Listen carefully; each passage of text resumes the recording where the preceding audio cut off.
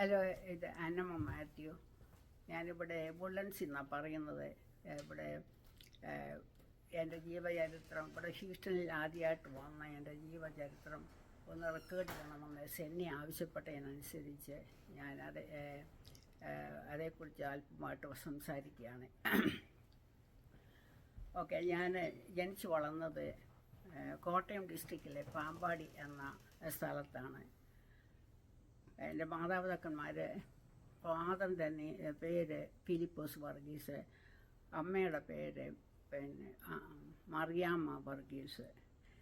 Grand parents Philip എന്ന ഗ്രാൻഡ് ഫാദറിൻ്റെ പേര്, ഗ്രാൻഡ് മദറിൻ്റെ പേര് മറിയാമ്മ എന്നാണ്. പിന്നെ ഞങ്ങൾ 7 മക്കളാണ്. 4 സഹോദരന്മാരും 3 ഗേൾസുമാണുള്ളത്. ദൈവത്തിൻ്റെ കൃപയാൽ ഞങ്ങൾ ദൈവത്തെ അറിഞ്ഞ് ദൈവമക്കളായിട്ട് ജീവിക്കാൻ ഞങ്ങൾക്ക് സാധിച്ചു. ഞങ്ങളുടെ ഫാദറിനെ അറിയുന്ന മാൻ ഓഫ് പ്രെയർ എന്നാണ് ആ ദേശത്തൊക്കെ അറിയുന്നത്. എൻ്റെ പേരൻസ് യാക്കോബ കുടുംബത്തിൽ ജനിച്ച് വളർന്നവരാണ്. എന്നാൽ ഞങ്ങളുടെ ചെറുപ്പകാലത്തെ ഫെയ്ത്തിൽ വരുവാൻ, കർത്താവായ യേശുക്രിസ്തുവിനെ രക്ഷാവായി സ്വീകരിപ്പാനും, യാക്കോബായ സഭയിൽ നിന്ന് ബ്രദറൻ സമുദായത്തിലേക്ക് മാറുവാനും ഇടയായി. അങ്ങനെ ഞങ്ങൾ ചെറുപ്പം മുതലേ മാതാപിതാക്കന്മാരുടെ ശിക്ഷണത്തിൽ വളർന്നു വരുവാൻ സാധിച്ചു. എപ്പോഴും പ്രാർത്ഥനയിൽ കഴിയുന്ന ഒരു പിതാവായിരുന്നു എനിക്കുണ്ടായിരുന്നത്. മക്കളൊക്കെയും ദൈവവഴിയിൽ നടക്കണമെന്ന് മാത്രമേ അവരാഗ്രഹിച്ചുള്ളൂ. ഏതായാലും ദൈവം ഞങ്ങളെ വളരെയധികമായിട്ട് അനുഗ്രഹിച്ചു. ആ പിതാവിൻ്റെ പ്രാർത്ഥനയുടെ ഫലമോർത്ത് ഞാൻ ദൈവത്തെ സ്തുതിക്കുന്നു. ഓക്കെ, ഞാൻ പ്രൈമറി സ്കൂളിൽ പാമ്പാടിൽ ആലാമ്പള്ളി എന്ന സ്കൂളിലാണ് പഠിച്ചത്. 8ാം ക്ലാസ് വരെ അവിടെ പഠിച്ചു.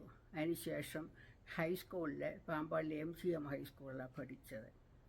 പഠിച്ചതിന് ശേഷം പഠിച്ചുകൊണ്ടിരിക്കുന്ന സമയത്ത് ഒരിക്കൽ എനിക്ക് ഞങ്ങളുടെ അടുത്തൊരു ഹോസ്പിറ്റലിൽ പോകേണ്ടി വന്നു. എൻ്റെ കൊച്ചു ബ്രദറിന് എന്തോ അസുഖമായപ്പോൾ ഞാനും കൂടെ പോയി.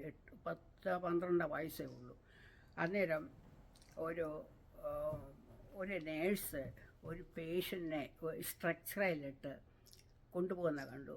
അന്നേരം എന്തോ ഈ പേഷ്യൻ്റ് മൂവ് ചെയ്യുകയും എന്തോ ചെയ്തതെന്ന് എനിക്കറിയത്തില്ല. ഈ നേഴ്സ് വളരെ റൂഡായിട്ട് സംസാരിക്കുന്നത് കേട്ടു.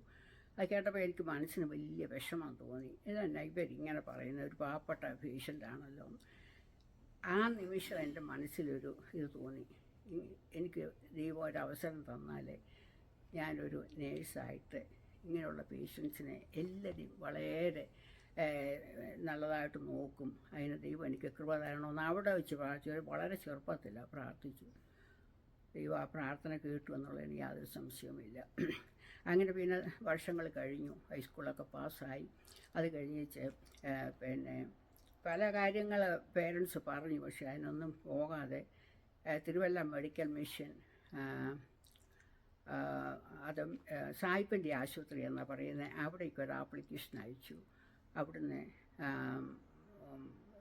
പേപ്പേഴ്സൊക്കെ എനിക്ക് അയച്ചു തന്നു. പിന്നെ ഞാനതെല്ലാം ഫില്ല് ചെയ്ത് അയച്ചു. ഇൻ്റർവ്യൂവിന് വിളിച്ചു. അവിടെ എനിക്ക് നേഴ്സിങ്ങിന് അഡ്മിഷൻ കിട്ടി. 1961 to 65 വരെ അവിടെ പഠിക്കാൻ ദൈവം കൃപ തന്നു. അത് ഏറ്റവും എനിക്ക് സന്തോഷകരമായൊരു സ്ഥലമായിരുന്നു. അത് മുഴുവൻ മിഷൻ ഓറിയൻറ്റഡാണ്. എല്ലാ മിഷണറിമാരും, ഡോക്ടേഴ്സും ട്യൂട്ടേഴ്സും എല്ലാവരും മിഷണറിമാർ. ഇംഗ്ലണ്ട്, സ്കോട്ട്ലൻഡ്, പിന്നെ ഓസ്ട്രേലിയ മുതലായ സ്ഥലങ്ങളിൽ നിന്നുള്ളവരായിരുന്നു. ആദ്യമൊക്കെ വളരെ പ്രയാസമായിരുന്നു അവിടെ ആക്സെൻ്റൊക്കെ മനസ്സിലാകാനുമൊക്കെ. എങ്കിലും അവർ വളരെ നല്ല മനുഷ്യരും ഡെഡിക്കേറ്റഡ് ആൾക്കാരുമായിരുന്നു. അതുകൊണ്ട് ഞങ്ങൾക്ക് വളരെ സന്തോഷകരമായിട്ട് അവിടെ ജീവിക്കാനും ദൈവകൃപയിൽ വളർന്നു വരുവാനും ദൈവമക്കളെ കാണുവാനും എപ്പോഴും അവിടുത്തെ അന്തരീക്ഷം ഒരു ദൈവിക അന്തരീക്ഷമായിരുന്നു. അതെന്നെ വളരെ പ്രോത്സാഹിപ്പിച്ചു. അതുപോലെ എൻ്റെ പേരൻസിനും അത് വലിയ സന്തോഷമായിപ്പോയി. പലരും നേഴ്സിങ്ങിന് പോകുന്ന ഇഷ്ടമല്ല, അങ്ങനെയാ ഇങ്ങനെയാ എനിക്ക് വേണ്ടായിരുന്നു. പക്ഷേ ഞങ്ങൾക്ക് നേരെ തിരിച്ചായിരുന്നു. ദൈവം ഇങ്ങനെ ഒരു വഴി കാണിച്ചു തന്നല്ലോ, അതിൽ കൂടി ദൈവത്തെ സേവിക്കാമെന്നുള്ള ഒരു വലിയ സന്തോഷവും ആഗ്രഹവും ഉണ്ടായിരുന്നു. അത് ദൈവം സാധിപ്പിച്ചു തന്നുവെന്ന് മാത്രം എനിക്ക് പറയാം. എനിവേ അവിടുത്തെ 4 വർഷത്തെ കോഴ്സ് കഴിഞ്ഞു. 1 വർഷം കൂടി അവിടെ ഇത് ചെയ്യണം, സർവീസ് പീരീഡ് എന്ന് പറഞ്ഞ് അതും കഴിഞ്ഞ് ഞങ്ങളുടെ കൂടെയുള്ള പലരും പല സ്ഥലങ്ങളിലേക്കൊക്കെ മൂവ് ചെയ്യാൻ തുടങ്ങി. പലരും നോർത്ത് ഇന്ത്യക്ക്, പിന്നെ പേർഷ്യൻ ഗൾഫിന്, പല സ്ഥലങ്ങളിലേക്ക് ജോലിക്ക്, നല്ല ജോലിയും കൂടുതൽ പൈസയും കിട്ടും, അങ്ങോട്ടൊക്കെ പോകാൻ തുടങ്ങി. അതിലൊക്കെ ഞാൻ പ്രാർത്ഥിക്കുന്നുണ്ട്, എൻ്റെ ദൈവമേ എനിക്ക് ഏത് വഴിയില്ല ഞാൻ എനിക്ക് അവിടെ ഒന്നും പോകാൻ ഒരു മനസ്സും തോന്നിക്കുന്നില്ല, ഒരു ഇൻട്രസ്റ്റും തോന്നിയില്ല. ഞാൻ അന്നേരമൊക്കെ ഈ അമേരിക്കയെക്കുറിച്ചോ ഇംഗ്ലണ്ടിനെക്കുറിച്ചൊക്കെ ഒന്ന് കേട്ടുകഴിവല്ലാതെ യാതൊന്നും അറിയത്തില്ല. അവിടെയുള്ള ആൾക്കാരെ അറിയത്തില്ല, ഒന്നും അറിയത്തില്ല. ഏതായാലും ആ സമയത്ത് ഒരു മാഗസിനിൽ 2-3 ആപ്ലിക്കേഷൻ കണ്ടിങ്ങനെ അമേരിക്കയിൽ നേഴ്സസിനെ എടുക്കുന്നുണ്ടെന്ന്. അതെനിക്ക് വലിയ സന്തോഷമായി. വളരെ ആകാംക്ഷയോട് കൂടി ഞാൻ ആ കണ്ട അഡ്രസ്സിലെല്ലാം ഞാൻ ആപ്ലിക്കേഷൻ അയക്കാനൊക്കെ എനിക്ക് അവിടെ പല സിസ്റ്റേഴ്സും എന്നെ ഹെൽപ്പ് ചെയ്തു. ഞാൻ ചോദിച്ചു ഇങ്ങനെയാ എന്നൊക്കെ പറഞ്ഞ് എനിക്ക് പറഞ്ഞു തന്നു. അങ്ങനെ ഞാൻ ആപ്ലിക്കേഷൻ അയച്ചു. അങ്ങനെ ഇരിക്കുമ്പോഴാണ് എനിക്ക് ഗാൽവെസ്റ്റോൺ ടെക്സാസിൽ നിന്ന് UTMB university of Texas medical ബ്രാഞ്ചിൽ നിന്ന് ഒരു ഓഫർ വന്നു. അത് 2 ഇയർ എക്സ്ചേഞ്ച് വിസിറ്റിംഗ് പ്രോഗ്രാം എന്ന് പറഞ്ഞൊരു പ്രോഗ്രാമാണ്. അത് വന്നു. അതിന് ഒരു ഓഫർ വന്നു. പക്ഷേ അതിന് പല ടെസ്റ്റുകൾ പാസ്സാകണം. അത് ഇംഗ്ലീഷ് പ്രൊഫഷൻസി ടെസ്റ്റ് അമേരിക്കൻ കൗൺസിലായിട്ട് പോയിട്ട് എഴുതിയും സ്പോക്കൺ ആൻഡ് റിട്ടൺ ഇംഗ്ലീഷ് എഴുതി പാസ്സാകണം. അതിന് പോയി ദൈവത്തിൻ്റെ കൃപയാൽ അത് പാസ്സായി. അതിന് ശേഷമുള്ള ടെസ്റ്റുകളൊക്കെ ഞാൻ പാസ്സായി. ഞാൻ മിടുക്കിയായിട്ടൊന്നുമല്ല, ദൈവം കൃപ തന്നെന്ന് മാത്രമേ ഉള്ളൂ. ഞാൻ ഒരു ആവറേജ് പേഴ്സൺ മാത്രമാണ്. എല്ലാം ദൈവത്തിൻ്റെ കൃപ കൊണ്ട് അതൊക്കെ സാധിച്ചു തന്നു. അത് കഴിഞ്ഞിട്ട് പിന്നെ വിസയ്ക്ക് മാഡ്രാസിൽ പോയി വിസ ലഭിച്ചു. പിന്നെ അത് വിസയൊക്കെ ലഭിച്ചു. അത് കഴിഞ്ഞിട്ട് ഒരു പ്രശ്നം കൂടി അവിടെ ഉണ്ടായി. അതും ദൈവത്തിൻ്റെ കൃപയായിരുന്നു. എനിക്ക് അലർജി പ്രോബ്ലം ഉണ്ട്. അവിടെ കുറേ ഫ്രണ്ട്സൊക്കെ അവിടെ ആ സമയത്ത് ഹ്യൂമിഡിറ്റിയുടെ കൂടുതലുണ്ടാണോ എന്തോ അതിലൊക്കെ കൊണ്ടുപോയി കഴിഞ്ഞ് വന്നപ്പോൾ എനിക്ക് ന്യൂമോണിയ പോലെ പിടിച്ചു. അന്നേരം എക്സ്റേ എടുത്തപ്പോൾ ന്യൂമോണിയ ആയതുകൊണ്ട് അതുകൊണ്ട് അന്നേരം തന്നില്ല, പിന്നെ എടുക്കണമെന്ന് പറഞ്ഞു. അന്നേരം വളരെ പ്രയാസം, ഇതെല്ലാം ശരിയായിരിക്കുക, ഇത് കിട്ടിയില്ലല്ലോ എന്ന് പ്രാർത്ഥിച്ചു. എനിവേ ദൈവഹിതം പോലെ ആട്ടെ. എൻ്റെ ബ്രദറും അന്നേരം കൂടി ഉണ്ടായിരുന്നു. പിന്നെ ദൈവഹിതം പോലെ ആട്ടെ. ഞാനിവിടെ തിരിച്ച് വന്ന് തിരുവല്ല ഹോസ്പിറ്റലിൽ വന്ന് അവരോട് ആ ഡോക്ടേഴ്സ് അവർക്കെല്ലാം വലിയ പ്രയാസമായത് കേട്ടപ്പോൾ ഒരു ഡോക്ടർ എന്നോട് പറഞ്ഞു, "no, I am going to make you well എന്നും പറഞ്ഞ് പുള്ളി പറഞ്ഞു. എല്ലാവരും പ്രാർത്ഥിച്ചു, ദൈവഹിതമെങ്കിലേ നടക്കട്ടെ. അങ്ങനെ പിന്നെ കുറച്ച് ട്രീറ്റ്മെൻറ്റുമൊക്കെ ചെയ്തു. 2 മാസം കഴിഞ്ഞിട്ട് പിന്നെ തിരിച്ചു പോയി എക്സ്റേ ഒക്കെ എടുത്തപ്പോൾ എല്ലാം നോർമലായി. പ്രൈസ് ദി ലോർഡ് എന്ന് പറയാനേ ഉള്ളൂ. അങ്ങനെ അതെല്ലാം കഴിഞ്ഞു. വിസ കിട്ടി, തിരിച്ചു വന്നു. അങ്ങനെ തിരുവല്ലയിൽ വന്നു. തിരുവല്ല ഹോസ്പിറ്റലിൽ നിന്ന് ആദ്യമായിട്ടാണ് അമേരിക്കയ്ക്ക് ഒരാൾ പോരുന്നത്. ആദ്യമായിട്ടാണ്. അവർക്കെല്ലാം എക്സൈറ്റ്മെൻറ്റാണ്. പക്ഷേ അവരെല്ലാം ഇംഗ്ലണ്ടുകാരും ഓസ്ട്രേലിയക്കാരും ഒക്കെ ആണെങ്കിലും അവർക്കും ഒരു എക്സൈറ്റ്മെൻ്റ് ആയിരുന്നു. അവരെല്ലാം എന്നോട് വളരെ കാര്യമായിരുന്നു. ഇങ്ങോട്ട് പോരുന്നു കേട്ടപ്പം തൊട്ടേ ഈ കാനഡയിലൊക്കെയുള്ള മിഷണറിമാർ അവരൊക്കെ എനിക്ക് ഇവിടുത്തെ കാര്യങ്ങളെക്കുറിച്ച് കുറേ എല്ലാം പറഞ്ഞു തന്നു. അതുപോലെ ഇവിടുത്തെ കൾച്ചറ്, എവിടെ വന്നാൽ ഏത് വിധത്തിൽ ഇടപെടണം, പിന്നെ എങ്ങനെയാണ് സ്പൂണും ഫോർക്കും ഉപയോഗിക്കുന്നത്, പിന്നെ അങ്ങനെയൊക്കെയുള്ള കാര്യങ്ങൾ പലതും പറഞ്ഞു തന്നു. അങ്ങനെയൊക്കെയാണ് അവിടുത്തെ എനിവേ 1969 ഓഗസ്റ്റ് 30 ഓക്കെ അന്നാണ് അവിടുന്ന് പോരുന്നത്. അവിടുന്ന് കൊച്ചിക്ക് വീട്ടിൽ നിന്ന് പോകുന്ന വീട്ടിൽ എല്ലാവർക്കും ഇത്രയും ദൂരോട്ട് പെൺപിള്ളേരെ തന്നെ വിടുക എന്ന് പറയുന്നത് ഇറ്റ്സ് വെരി. അന്നൊക്കെ ആണുങ്ങളൊക്കെ പുറത്തൊക്കെ പോകും, പക്ഷേ പെൺപിള്ളേർ പുറത്ത് പോകുക എന്ന് പറയുന്നത് വളരെ അൺയൂഷ്വലായിരുന്നു. That's okay. My father was a strong is a prayer warrior. വളരെ ഭക്തനായിരുന്നു മനുഷ്യൻ. എന്ന് പറഞ്ഞ് ദൈവത്തോട് പ്രാർത്ഥിച്ച് കണ്ണുനീരില്ലേ വെളുപ്പാൻ കാലത്ത് ഒരു 5 മണിക്ക് എഴുന്നേറ്റ് ഒരു 7 വരെ മുട്ടുമ്പോൾ നിന്ന് പ്രാർത്ഥിക്കുന്ന ആളായിരുന്നു. ഇപ്പോൾ പ്രാർത്ഥിച്ച് പറഞ്ഞു, ഒരു കുഴപ്പമില്ല, പൊക്കോ, ഞങ്ങളിവിടെ പ്രാർത്ഥിക്കുന്നുണ്ടെന്ന് പറഞ്ഞു. അങ്ങനെ എനിവേ ഞങ്ങളെ ഇവിടെ പിന്നെ അതിലെല്ലാം രസമായിട്ട് എന്നെ എയർപോർട്ടിൽ വിടാനായിട്ട് പിന്നെ വളരെ അന്നത്തെ കാര്യം 69 കാര്യം ഓർക്കണം. അന്നേരം പ്ലെയിൻ യാത്രയൊക്കെ വളരെ കുറവാണ്. അവിടുന്ന് ഒരു ടാക്സിയിൽ 8 9 പേരുണ്ടെന്ന് തോന്നുന്നു. എത്ര പേരാണെന്നറിയത്തില്ല. ഇങ്ങനെ ഞൂങ്ങി വളരെ ഞെരുങ്ങി കിടന്ന് എന്നെ അവിടെ കൊണ്ട് ആക്കിയത് ഞാൻ ഓർക്കുന്നുണ്ട്. അത് കഴിഞ്ഞിട്ട് അതിൽ പ്ലെയിനെ കയറി ഞാനിട്ട് പോരുമ്പോൾ അവർക്കെല്ലാം വളരെ പ്രയാസപ്പെട്ടു. അവരൊക്കെ പറയുന്നത് ഒരു ബ്രദർ പറഞ്ഞു ഒരു പക്ഷി വിഴുങ്ങിക്കൊണ്ട് പോകുന്ന പോലെ തോന്നി, ഞങ്ങൾക്ക് വലിയ സങ്കടമായി പോകുമെന്നൊക്കെ പറഞ്ഞു. എനിവേ അതൊക്കെ കഴിഞ്ഞു. അങ്ങനെയാണ് അവിടുന്ന് പോരുന്നത്. പിന്നെ അത് കഴിഞ്ഞ് ബോംബെ വന്നു. ബോംബെയിൽ എൻ്റെ സിസ്റ്റർ ഇൻ ലോയുടെ ഫാമിലിയൊക്കെ ഉണ്ടായിരുന്നു. അവരൊക്കെ എന്നെ പല വിധത്തിൽ ഹെൽപ്പ് ചെയ്തു. അതിൽ ഞാൻ കേരളത്തിൽ നിന്ന് എങ്ങും പുറത്ത് പോയിട്ടില്ല. നേഴ്സിംഗ് പഠിച്ചുകൊണ്ടിരിക്കുമ്പോഴേ ഗുജറാത്തിലൊരു കോൺഫറൻസിന് പോയതല്ലാതെ ഒരിടത്ത് ഞാൻ ഔട്ട്സൈഡിൽ പോയിട്ടില്ല. So I don't have any experience. ഔട്ട്സൈഡിൽ ഒരു എക്സ്പീരിയൻസും ഇല്ല. എനിവേ അവരൊക്കെ ഹെൽപ്പ് ചെയ്ത് തന്നു. ഇവിടെ ഇട്ട് പോരാനായിട്ട് പിന്നെ ജാക്കറ്റ്, ഇവിടെ വിൻ്റർ കോട്ടൊക്കെ വേണമെന്ന് പറഞ്ഞു. എന്നതെന്ന് പോലും അറിയത്തില്ല. എനിവേ അവരതെല്ലാം മേടിച്ച് തന്നു, റെഡിയാക്കി പ്ലെയിനെ കയറ്റി വിട്ടു. അവിടുന്ന് പിന്നെ ബോംബെയിൽ നിന്ന് ലണ്ടനായിരുന്നു. അവിടെ വന്ന് സ്റ്റോപ്പ് ചെയ്യണം. അതായത് ഈ പ്ലെയിനെ കയറി ഞാൻ ഇങ്ങോട്ട് പോരുമ്പോഴാണെങ്കിലും എല്ലാ ആൾക്കാരൊക്കെ വളരെ നല്ല ആൾക്കാരൊക്കെ.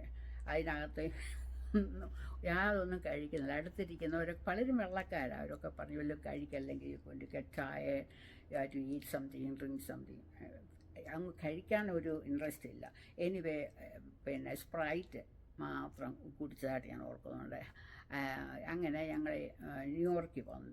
ലണ്ടനിൽ നിന്ന് ന്യൂയോർക്കിൽ വന്നു. ന്യൂയോർക്കിൽ വന്ന് അവിടെ ഇറങ്ങിക്കഴിഞ്ഞപ്പോഴേ പിന്നെ അവിടുന്ന് ഹ്യൂസ്റ്റനാണ് പോരേണ്ടത്. അവിടെ വന്നപ്പം ഹ്യൂസ്റ്റനിലോട്ടുള്ള ഫ്ലൈറ്റ് ക്യാൻസൽ ചെയ്തു. പിന്നെ ഹോട്ടലിൽ കൊണ്ട് എന്നെ കൊണ്ടുപോയി. ആദ്യമായിട്ടാണ് പോകുന്നത്. ഭയങ്കരമുണ്ട്. പക്ഷേ ഒരു ധൈര്യം, ദൈവം വളരെ ധൈര്യം തരുന്നുണ്ട്. വളരെ ചെറുപ്പമാണ്, വളരെ ചെറുപ്പമല്ലേ. അങ്ങനെ ഇനി അവർ ഹോട്ടലിൽ കൊണ്ട് ആക്കി. അത് കഴിഞ്ഞ് ഹോട്ടലിൽ ഇതൊക്കെ കഴിഞ്ഞ് പിറ്റേ ദിവസം ഉറങ്ങി, ഒരുവിധം കുറച്ചൊക്കെ ഉറങ്ങി. അതൊക്കെ കഴിഞ്ഞ് പിറ്റേ ദിവസം എയർപോർട്ടിൽ വന്നു. അവിടെ നിന്ന് ഹ്യൂസ്റ്റനിലേക്ക് വന്നു. ക്വസ്റ്റിന് സമയത്ത് വന്നു. അവിടെ വന്ന് ഇറങ്ങിയപ്പോഴേ മണി middle of the night 2 o'clock, 2 or 2:30 something like that. അത് കഴിഞ്ഞിട്ട് അവിടെ ഇറങ്ങിക്കഴിഞ്ഞു. എൻ്റെ ഒരു സീനിയർ മോസ്റ്റ് ഒരു ആളെ ഗാൽവെസ്റ്റോണിൽ ജോലി ചെയ്യുന്നുണ്ട്. എനിക്ക് ശരിക്കും അറിയത്തില്ല, എന്നാലും കണ്ടിട്ട് വിട്ടിരുന്നു. പുള്ളിക്കാരിക്ക് ഞാൻ എഴുതിയാൽ ഞാനിങ്ങനെ വരുന്നുണ്ട്, എനിക്ക് ആരെയും അറിയത്തില്ല, എനിക്ക് എന്തെങ്കിലും ആവശ്യമുണ്ട് ഒന്ന് ഹെൽപ്പ് ചെയ്യണമെന്ന്. അങ്ങനെ പുള്ളിക്കാരുടെ പേര് കുഞ്ഞമ്മയെന്ന്. പുള്ളിക്കാരി പറഞ്ഞു ഒന്നും പേടിക്കണ്ട, ഹ്യൂസ്റ്റണിൽ വരുമ്പോൾ എന്നെ ഒന്ന് വിളിക്കണം എന്നൊക്കെ പറഞ്ഞു. അങ്ങനെ അവിടെ വന്ന് എനിക്കൊന്ന് വിളിക്കുന്നത് എങ്ങനെയാണെന്ന് അറിയത്തില്ല. ഫോൺ വിളിക്കാൻ ഞാൻ അവിടെ നിന്ന് ഒരാളോട് പറഞ്ഞു, ഞാനിങ്ങനെ ന്യൂ കമറാ, എനിക്കൊരു ഹെൽപ്പ് വേണം, ഫോൺ വിളിക്കണം. അന്നേരം എന്നോട് പറഞ്ഞു ഗോ ആൻഡ് പുട്ട് എ നിക്കിൾ ദേ. എന്നിട്ട് ആ ഫോൺ വിളിക്കാൻ പറഞ്ഞു നിക്കിൾ. അന്നേരം ഞാൻ പറഞ്ഞു നിക്കിൾ എന്നെ കയ്യുടെ നിക്കിളാണ്. അങ്ങോട്ട് ഞാൻ അടോണ്ട് കാപ്പനി നിക്കിൾ. അന്ന് $7 നമുക്ക് തന്നു വിടുന്നത് അങ്ങോട്ട് പോകാൻ. അതിൽ കൂടുതൽ തരത്തില്ല.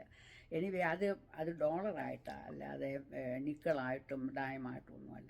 അന്നേരം ആർക്ക് മനസ്സിലായി എനിക്കറിയത്തില്ല. പക്ഷേ പറഞ്ഞു ഡോ വറി അപ്പാർട്ട് കൊണ്ട് ഹാപ്പിലെന്ന് പറഞ്ഞിട്ട് അയാൾ വന്നിട്ട് അയാൾ നിക്കിളെടുത്ത് ഫോണിൽ പേ ഫോണിലിട്ടിട്ട് പുള്ളിക്കാരിയെ വിളിച്ചപ്പം പുള്ളിക്കാരി ആൻസർ ചെയ്യുന്നവരും പറഞ്ഞു സാർ ഒരു കുഴപ്പമില്ല, അവിടെ ലൂമസിനെ ഇവർ ഈ UTMB യൂണിവേഴ്സിറ്റി ഓഫ് ടെക്സാസുകാരെ ഞാൻ ചെല്ലാനായിട്ട്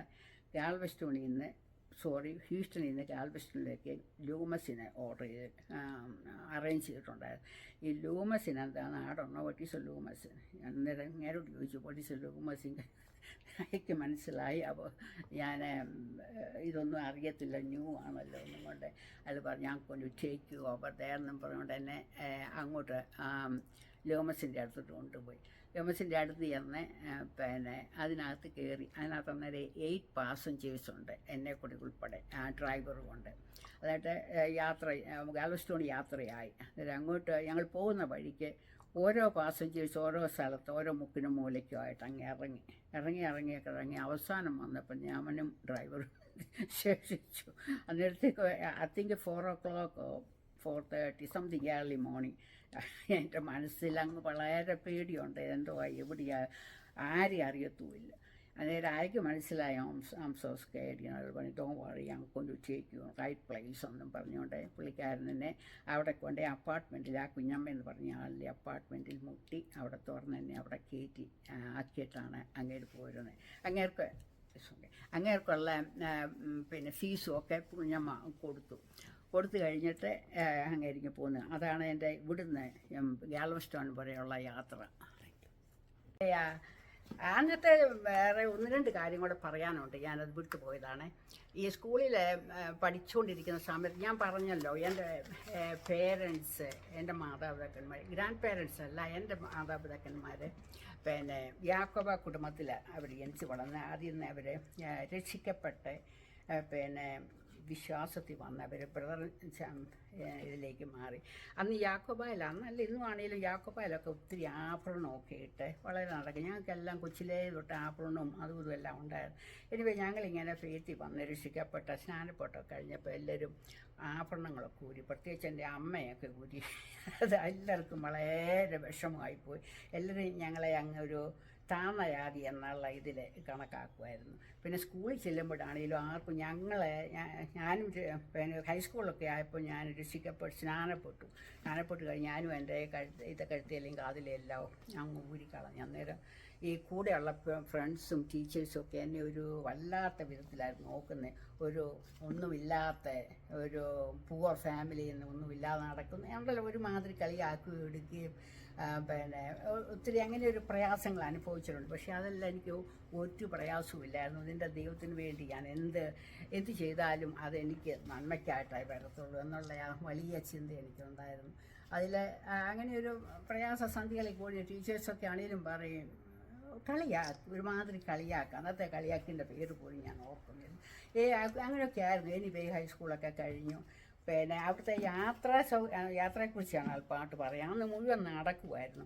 ബസ്സൊക്കെ വന്നത് പിന്നെ ലേറ്റ് ഫിഫ്റ്റീസിലൊക്കെ ബസ്സൊക്കെ വന്ന് ഞാൻ ആദ്യം ബസ്സിൽ കയറി ഞാൻ ഓർക്കുന്നുണ്ട്. ഈ ബസ്സിൽ കയറിക്കുമ്പോഴത്തേക്ക് ചുറ്റോടിയിട്ടുള്ള ഇങ്ങനെ കറങ്ങി പോകുന്നതും എടുക്കുന്നതൊക്കെ. അതായത് രസത്തിനായിട്ട് ഈ ഡ്രൈവർ ഞങ്ങളെ പിള്ളേരെ കയറ്റിക്കൊണ്ട് പോകും.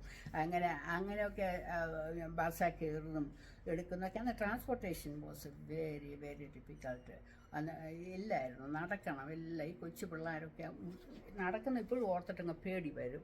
അപ്പോൾ അതുപോലെയുള്ള നടപ്പായിരുന്നു. അതായിരുന്നു അന്നത്തെ യാത്രാ സൗകര്യം. പിന്നെ കാറൊക്കെ ആക്ച്വലി ആകാൻ തുടങ്ങിയത് ലേറ്റ് 60s പിന്നെ കാറൊക്കെ മിക്കവാറും ഒക്കെ ആകാനും അവിടെ ഇവിടെയൊക്കെ വല്ലവർക്കൊക്കെ ഒരു കാറ് അതിലൊക്കെ പോയി അതിലും രസമായിട്ട് കാറൊക്കെ വഴി കൂടെയൊക്കെ പോയി ആ കാറ് കാണാനായിട്ട് ഓടിപ്പോവും. ഈ കാറ് പോകുന്നതാണ്. അങ്ങനത്തെ ഒരു കാലം ഉണ്ടായിരുന്നു. എനിവേ അതൊക്കെ കഴിഞ്ഞ് മിക്കവാറും കാറും ആയി, അതുമൊക്കെ ആയി. ആ സമയം ലേറ്റ് 60-70 വന്നപ്പോഴത്തേക്ക് കാറൊക്കെ എല്ലായിടത്തും ഒക്കെ ആയി തുടങ്ങി. പിന്നെ അങ്ങനെയാണ് ട്രാൻസ്പോർട്ടേഷന് ഓക്കെ. അങ്ങനെയൊക്കെ ആയിരിക്കുന്നു. നമുക്ക് സ്റ്റാർട്ട് ചെയ്ത് മറ്റേ തുടങ്ങിക്കോട്ടെ. to go back. I have to go back some more. I forgot to mention some of the stuff, ഞാൻ വളർന്നു വരുന്ന കാലത്ത് ലേറ്റ് 40s ഉള്ള ചില കാര്യങ്ങളൊക്കെ പ്രൈമറി സ്കൂളിലൊക്കെ പഠിക്കുമ്പോൾ ആദ്യം ആശാമ്പള്ളിക്കുടത്തിലാണ് പഠിക്കുന്നത്. ആശാമ്പള്ളിക്കുടത്തി പഠിക്കുമ്പോൾ ഞാൻ ആദ്യത്തെ മൂത്ത പെപ്പച്ചായതുകൊണ്ട് എന്നെ ഇച്ചിരി കൊഞ്ചിച്ചാണ് വളർത്തിയത്. ആശാൻ്റെ അടുത്ത് പോകുമ്പോൾ ആശാൻ ശരിക്കും ഉടനെ അക്ഷരം എഴുതിയില്ലെങ്കിൽ തല്ലുമായിരുന്നു. ഒരു ദിവസം തല്ലിയെന്നും പറഞ്ഞുകൊണ്ട് വീട്ടിൽ പോയ അമ്മയാണ് കൂടുതൽ എന്നെ ഇതാക്കുന്നത്. അമ്മയെ അപ്പച്ചനും കൂടെ പിന്നെ പറഞ്ഞു എന്നാൽ നീ ആശാമ്പള്ളിക്കുടത്തി പോകണ്ട. അതുകൊണ്ട് അങ്ങനെ പറഞ്ഞ് ആശാമ്പള്ളിക്കുടത്തി പോകാതെ അതിൽ നിന്ന് രക്ഷപ്പെട്ടു. അത് കഴിയുമ്പോൾ പിന്നെ അക്ഷരങ്ങളൊക്കെ സ്കൂളിൽ പോയാണ് പഠിച്ചത്. പിന്നെ എൻ്റെ സഹോദരങ്ങളൊക്കെ ആണെങ്കിലും എല്ലാവരുമൊക്കെ സാമാന്യ ആവറേജ്, എല്ലാവരുമൊക്കെ മിടുക്കരാണ്, പഠിക്കാനും എടുക്കാനും ഒക്കെ അങ്ങനെയൊക്കെ വായി. ഏറ്റവും മൂത്ത സഹോദരൻ്റെ പേര് തങ്കച്ചൻ, മറ്റേ ഫിലിപ്പോസ് എന്നാണ് മറ്റേ ഒറിജിനൽ പേര്. പുള്ളിക്കാരന് ഒരു ബിസിനസ്സുകാരനൊക്കെ ആയിരുന്നു. പുള്ളിക്കാരൻ കല്യാണം കഴിച്ചു, 3-4 പിള്ളേരുണ്ട്. അവരൊക്കെ ഇവിടെ ഉണ്ട് ഇപ്പോൾ. അവരൊക്കെ വിഷമമായിട്ടൊക്കെ കഴിയുന്നു. പിന്നെ അതിൻ്റെ ഇളയ ആളിൻ്റെ പേര് ജോർജ് എന്നാണ്. പുള്ളിക്കാരന് സ്പോർട്സിന് ഭയങ്കര മിടുക്കനായിരുന്നു. അവിടെ ഈ ഹൈസ്കൂളിൽ ഏത് സ്പോർട്സ് ഉണ്ടെങ്കിലും പുള്ളി ജയിക്കുമായിരുന്നു. പക്ഷെ പഠിക്കാൻ അത്ര വലിയ ഇതില്ലായിരുന്നു, ആവറേജ് ഒരുവിധമൊക്കെ ഉണ്ടായിരുന്നുള്ളൂ. എനിവേ ഈ പിന്നെ പുള്ളിക്കാരൻ പോലീസിൽ ചേർന്നു അവസാനം. അങ്ങനെയാണ് പിന്നെ പുള്ളിക്കാരൻ ജീവിച്ചത്. അവർക്ക് 4 പിള്ളേരുണ്ട്. അവർ എല്ലാവരും ഒക്കെ ക്ഷമമായിട്ടൊക്കെ കഴിയും. അച്ഛൻ passed away, is with Lord. Thankachan ജാനും ഇസ് ഗോൺ.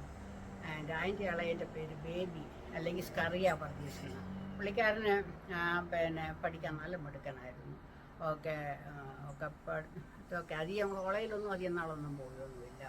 എനിവേ അവിടെ റബ്ബർ ബോർഡിലൊക്കെ ജോലി കിട്ടി. അവിടെ ആദ്യത്തെ ജോലി അവിടെയായിരുന്നു. പുള്ളിക്കാരൻ്റെ വൈഫ് സ്കൂൾ ടീച്ചറായിരുന്നു. പേര് കുഞ്ഞുമോള്. അവർക്ക് 2 പിള്ളേരുണ്ട്. അവരൊക്കെ ഇപ്പോൾ ഇവിടെ ഉണ്ട്.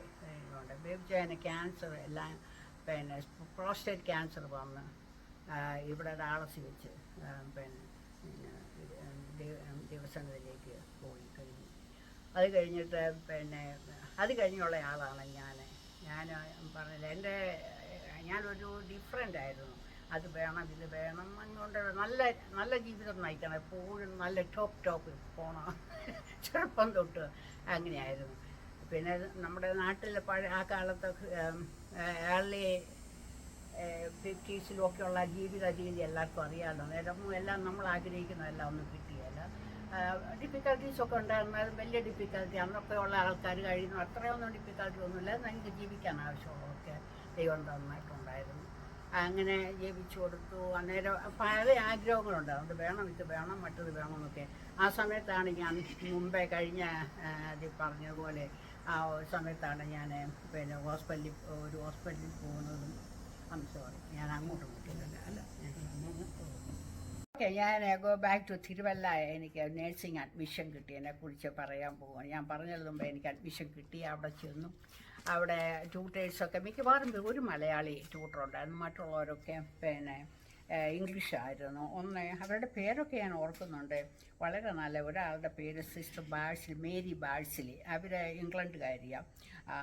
അവർ ആന്ധ്രയിൽ ആദ്യം വന്നു. ആന്ധ്രയിൽ പിന്നെ കേരളത്തോട്ട് വന്നു. അങ്ങനെ 45 വർഷം അവർ അവിടെ നമ്മുടെ നാട്ടിൽ വന്ന് കഷ്ടപ്പെട്ട് മിഷണറി വർക്ക് ചെയ്ത് യാതൊന്നും അവർ ഒരു പൈസ പോലും ആരോട് വാങ്ങിച്ചുകൊണ്ട് കൊടുത്തുകൊണ്ടും അല്ല, സ്വന്തമായി ഡെഡിക്കേറ്റ് ചെയ്ത് ലൈഫ് അവരുടെ ജീവിതം മുഴുവനെ കർത്താവിന് വേണ്ടി മാറ്റിവെച്ച് അവർ വന്നവരാണ്.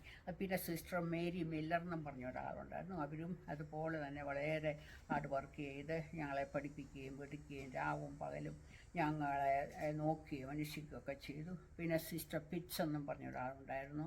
സിസ്റ്റർ സ്റ്റുവാർട്ട് എന്നും പറഞ്ഞ ഒരാളുണ്ടായിരുന്നു. സിസ്റ്റർ അങ്ങനെ ഒരുപാട് അങ്ങനെ പല പലരുണ്ടായിരുന്നു. പിന്നെ doctor JM Davis, doctor Gilmore Davis പുള്ളിക്കാരൻ അവിടുത്തെ സർജനായിരുന്നു. പുള്ളിക്കാരന് വൈഫിൻ്റെ പേര് ലൈല. അവർ വളരെ എന്നെ ഒത്തിരി പല വിധത്തിൽ ഹെൽപ്പ് ചെയ്തിട്ടുള്ള ആളാണ്. അവർ കനേഡിയൻസ് ആയിരുന്നു. പിന്നെ ഓസ്ട്രേലിയയിൽ നിന്ന് ഡോക്ടർ സ്മിത്ത് എന്നും പറഞ്ഞ് ബ്രയൻ സ്മിത്ത് ഒരാളുണ്ടായിരുന്നു. അയാളും വൈഫും അവരൊക്കെ ചെറുപ്പക്കാരായിരുന്നു. പിന്നെ ഈ ട്യൂട്ടേഴ്സൊക്കെ കുറേ പ്രായമായി. കാരണം അവരോട് ഞങ്ങൾ ചെല്ലുമ്പോൾ അവർ അവിടെ വന്നിട്ട് തന്നെ 10-40 വർഷമായി, 30 വർഷത്തോളമൊക്കെ ആയിരുന്നു.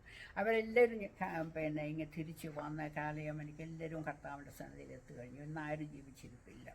അതിൽ ഒരു സിസ്റ്റർ ബാഴ്സിലി എന്ന് പറഞ്ഞ ആളെ വളരെ ഡെഡിക്കേറ്റഡ്. അപ്പോൾ നേഴ്സസിനെ പിള്ളേരെ പഠിപ്പിച്ചെടുത്ത് അവരെ പാസ്സാകാനും ദൈവവചനം പഠിപ്പിക്കാനും വരെ വളരെ ട്രൈ ചെയ്ത ആളാണ്. പുള്ളിക്കാരി ഇവിടെ ഹ്യൂസ്റ്റണിൽ വന്ന് ഞങ്ങളുടെ കൂടെ 1-2 ആഴ്ച എൻ്റെ കൂടെ താമസിച്ചു. അത് വളരെ ഒരു ബ്ലെസ്സിങ് ആയിരുന്നു.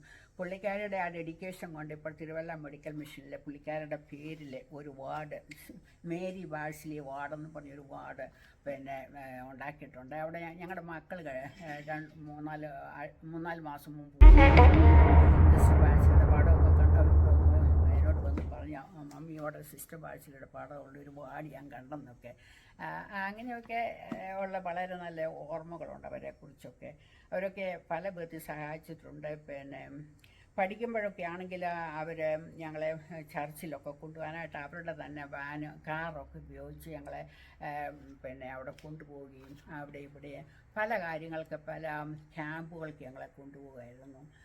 പിന്നെ രാവിലെ ഞങ്ങൾക്ക് പ്രാർത്ഥനയുണ്ട്, ഒരു വാർഡനുണ്ട്. പുള്ളിക്കാരി ഞങ്ങളെ എല്ലാവരും ഒരു 5:30 ആകുമ്പം വിളിക്കും.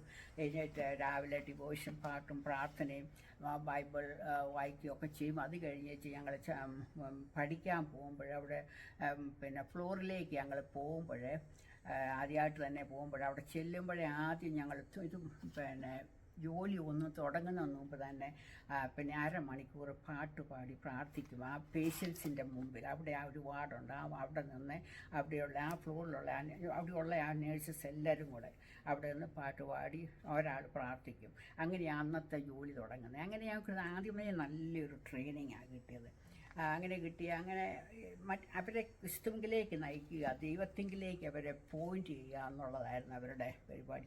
അത് കഴിഞ്ഞേച്ച് പിന്നെ ഞങ്ങൾ ജോലിയൊക്കെ ചെയ്യും. ഞങ്ങൾ ഇന്നലെ ഞങ്ങൾ ചെറുപ്പക്കാർ പിള്ളേർ അന്നേരം ഈ ആദ്യത്തെ ക്ലാസ്സുകളൊക്കെ അന്നേരം ഞങ്ങൾ ഇടയ്ക്കിടയ്ക്കൊക്കെ ബ്രേക്കിന് വിടുകയും അതുപോലെ 9:30 ആകുമ്പോൾ അവിടെ പിന്നെ എല്ലാവരും കൂടെ ചേർന്ന് അവിടെ പ്രാർത്ഥനാ ഹോളുണ്ട്. ആ ഹോളിൽ ഒരു ഉപദേശിയുണ്ട്, പുള്ളിക്കാരനെ അവറാച്ചൻ ഉപദേശി എന്ന് പറഞ്ഞാൽ അത് ഞങ്ങളുടെ പുള്ളിക്കാരൻ്റെ പുള്ളിക്കാരനെ പിന്നെ പ്രസംഗിക്കുന്നത്. അപ്പോൾ അവർ എല്ലാവരും കൂടെ പാട്ടുപാടി കഴിഞ്ഞ് പിന്നെ പുള്ളിക്കാരൻ പ്രസംഗിക്കും. എല്ലാം റിഗാർഡിങ് ഇത് ഗോസ്പൽ മെസ്സേജാണ് തന്നെ. അത് കഴിഞ്ഞിട്ട് പിന്നെ ഞങ്ങൾ പോയി ഡ്യൂട്ടിക്ക് പോകും. പിന്നെ രാവിലെ ബ്രേക്ക്ഫാസ്റ്റൊക്കെ തരും, കഞ്ഞിയും പയറും ഒക്കെ ആയിരുന്നു അന്നത്തേതൊക്കെ. അതൊക്കെ കഴിഞ്ഞിട്ട് പിന്നെ ലഞ്ചും അതൊക്കെ ബ്രേക്ക്ഫാസ്റ്റ് വലിയ മാട്ടുള്ളൊന്നും അല്ല, എന്നാലും ഇറ്റ്സ് ഓക്കെ, വെരി ഗുഡ്. അങ്ങനെയായിരുന്നു. അതൊക്കെ കഴിഞ്ഞിട്ട് ഈവനിങ് 4 o'clock പിന്നെയും ഉണ്ട് ഈ ഹോളിൽ, ഈ പ്രാർത്ഥനാ ഹോളിൽ പാട്ടും പ്രാർത്ഥന ഒരു 30 minutes. അതുകൊണ്ട് അതിന് ഞങ്ങളെല്ലാവരും പോകാനൊക്കത്തില്ല, അതുകൊണ്ട് അങ്ങനെ അതിനൊക്കെയും പോകുമായിരുന്നു. സോ അതുകൊണ്ടെല്ലാം ഞങ്ങൾക്കൊരു വളരെ നല്ല ആത്മീയമായിട്ടുള്ളൊരു വളരെ സോ ഹാപ്പി അത് ആഗ്രഹിച്ച പോലെ തന്നെ ദൈവം വഴി കാണിച്ചു തന്നു. അതുപോലെ ഒരു ആത്മീയ സാഹചര്യത്തിലാണ് ഞങ്ങളവിടെ വളർന്നു വന്നത്. So that was our work over there. അങ്ങനെ അവിടെ 4 വർഷം പഠിക്കണം. ഒരു 3 വർഷം ജനറൽ നേഴ്സിംഗ് 3 years പഠിക്കണം. പിന്നെ അത് കഴിഞ്ഞ് ഹോൾ 1 year മിഡ് വൈപ്പറി പഠിക്കണം. ഇതൊക്കെയും ഇവർ വന്ന് രാവും പകലും അധ്വാനിച്ച് ഞങ്ങളെ പഠിപ്പിക്കുകയും എടുക്കുകയും ഒക്കെ ചെയ്യും. അതിനിടയ്ക്ക് ഞങ്ങളെ ചർച്ചിൽ കൊണ്ടുപോകും. ഇവിടെ ഞങ്ങൾ ബ്രദറുകാർ പോകുന്നത് അവിടെ അടുത്ത പിന്നെ ഞങ്ങളുടെ ഒരു അസംബ്ലി ഉണ്ട്, അവിടെയാണ് പിന്നെ കൊണ്ടുപോകാൻ. ഞാൻ മിക്കവാറും ഈ ട്യൂട്ടേഴ്സും ഡോക്ടേഴ്സും ഒക്കെ ബ്രദറുകാരാണ്. അവർ ഞങ്ങളെ കൊണ്ടുവരികയും ഒക്കെ. അവരില്ലാത്തപ്പോൾ ഞങ്ങൾ നടന്നാണ് പോകുന്നത്, നടന്നൊക്കെ പോകും. അവിടെ പക്ഷേ ബസ് ഇടയ്ക്ക് കിട്ടും.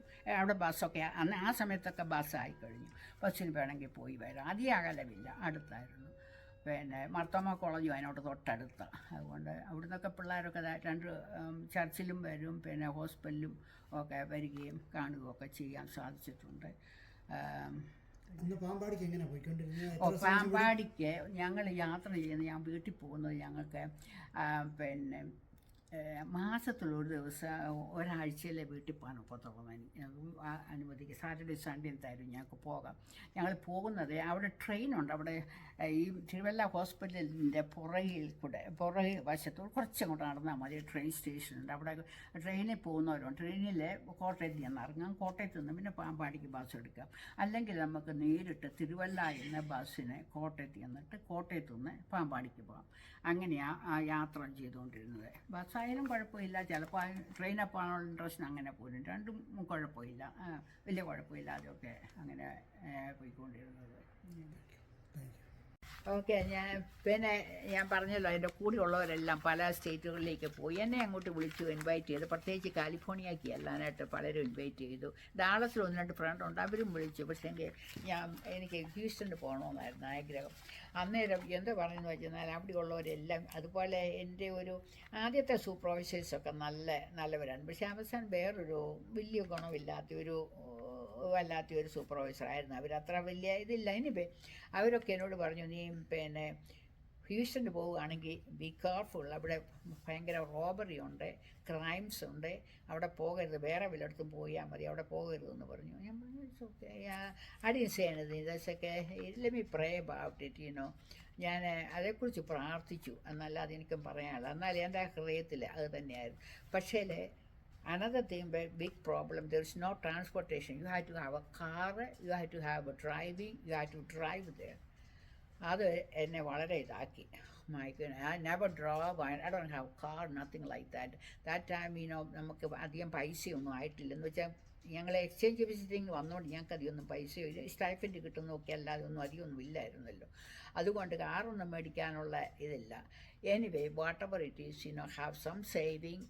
I asked one of my friend അല്ല, ഞാൻ ആദ്യം വന്നപ്പോൾ ഞാൻ താമസിച്ചെന്ന് പറഞ്ഞാൽ എൻ്റെ ഒരു സീനിയർ നേഴ്സ്, അവർ കുഞ്ഞമ്മ എന്ന പേര്, കുഞ്ഞമ്മയുടെ ഹസ്ബൻഡിൻ്റെ പേര് ഞങ്ങൾ വീട്ടിൽ വിളിക്കുന്ന കറിയാച്ചെണ്ണ.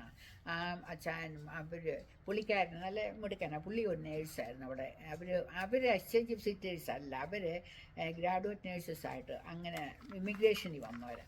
പുള്ളിക്കാരൻ വന്ന് എന്നെ ഹെൽപ്പ് ചെയ്തു ഒരു കാർ മേടിക്കാൻ. ആദ്യമായിട്ട് ഒരു കാർ വാങ്ങിച്ചത് ഡാറ്റ്സണ്. ഇപ്പോൾ നീസാൻ്റെ ആദ്യ പഴയ പേര് ഡാറ്റ്സൺ ആയിരുന്നു. 1969 ഡാറ്റ്സൺ ഒരു കാറ് വാങ്ങിച്ചു.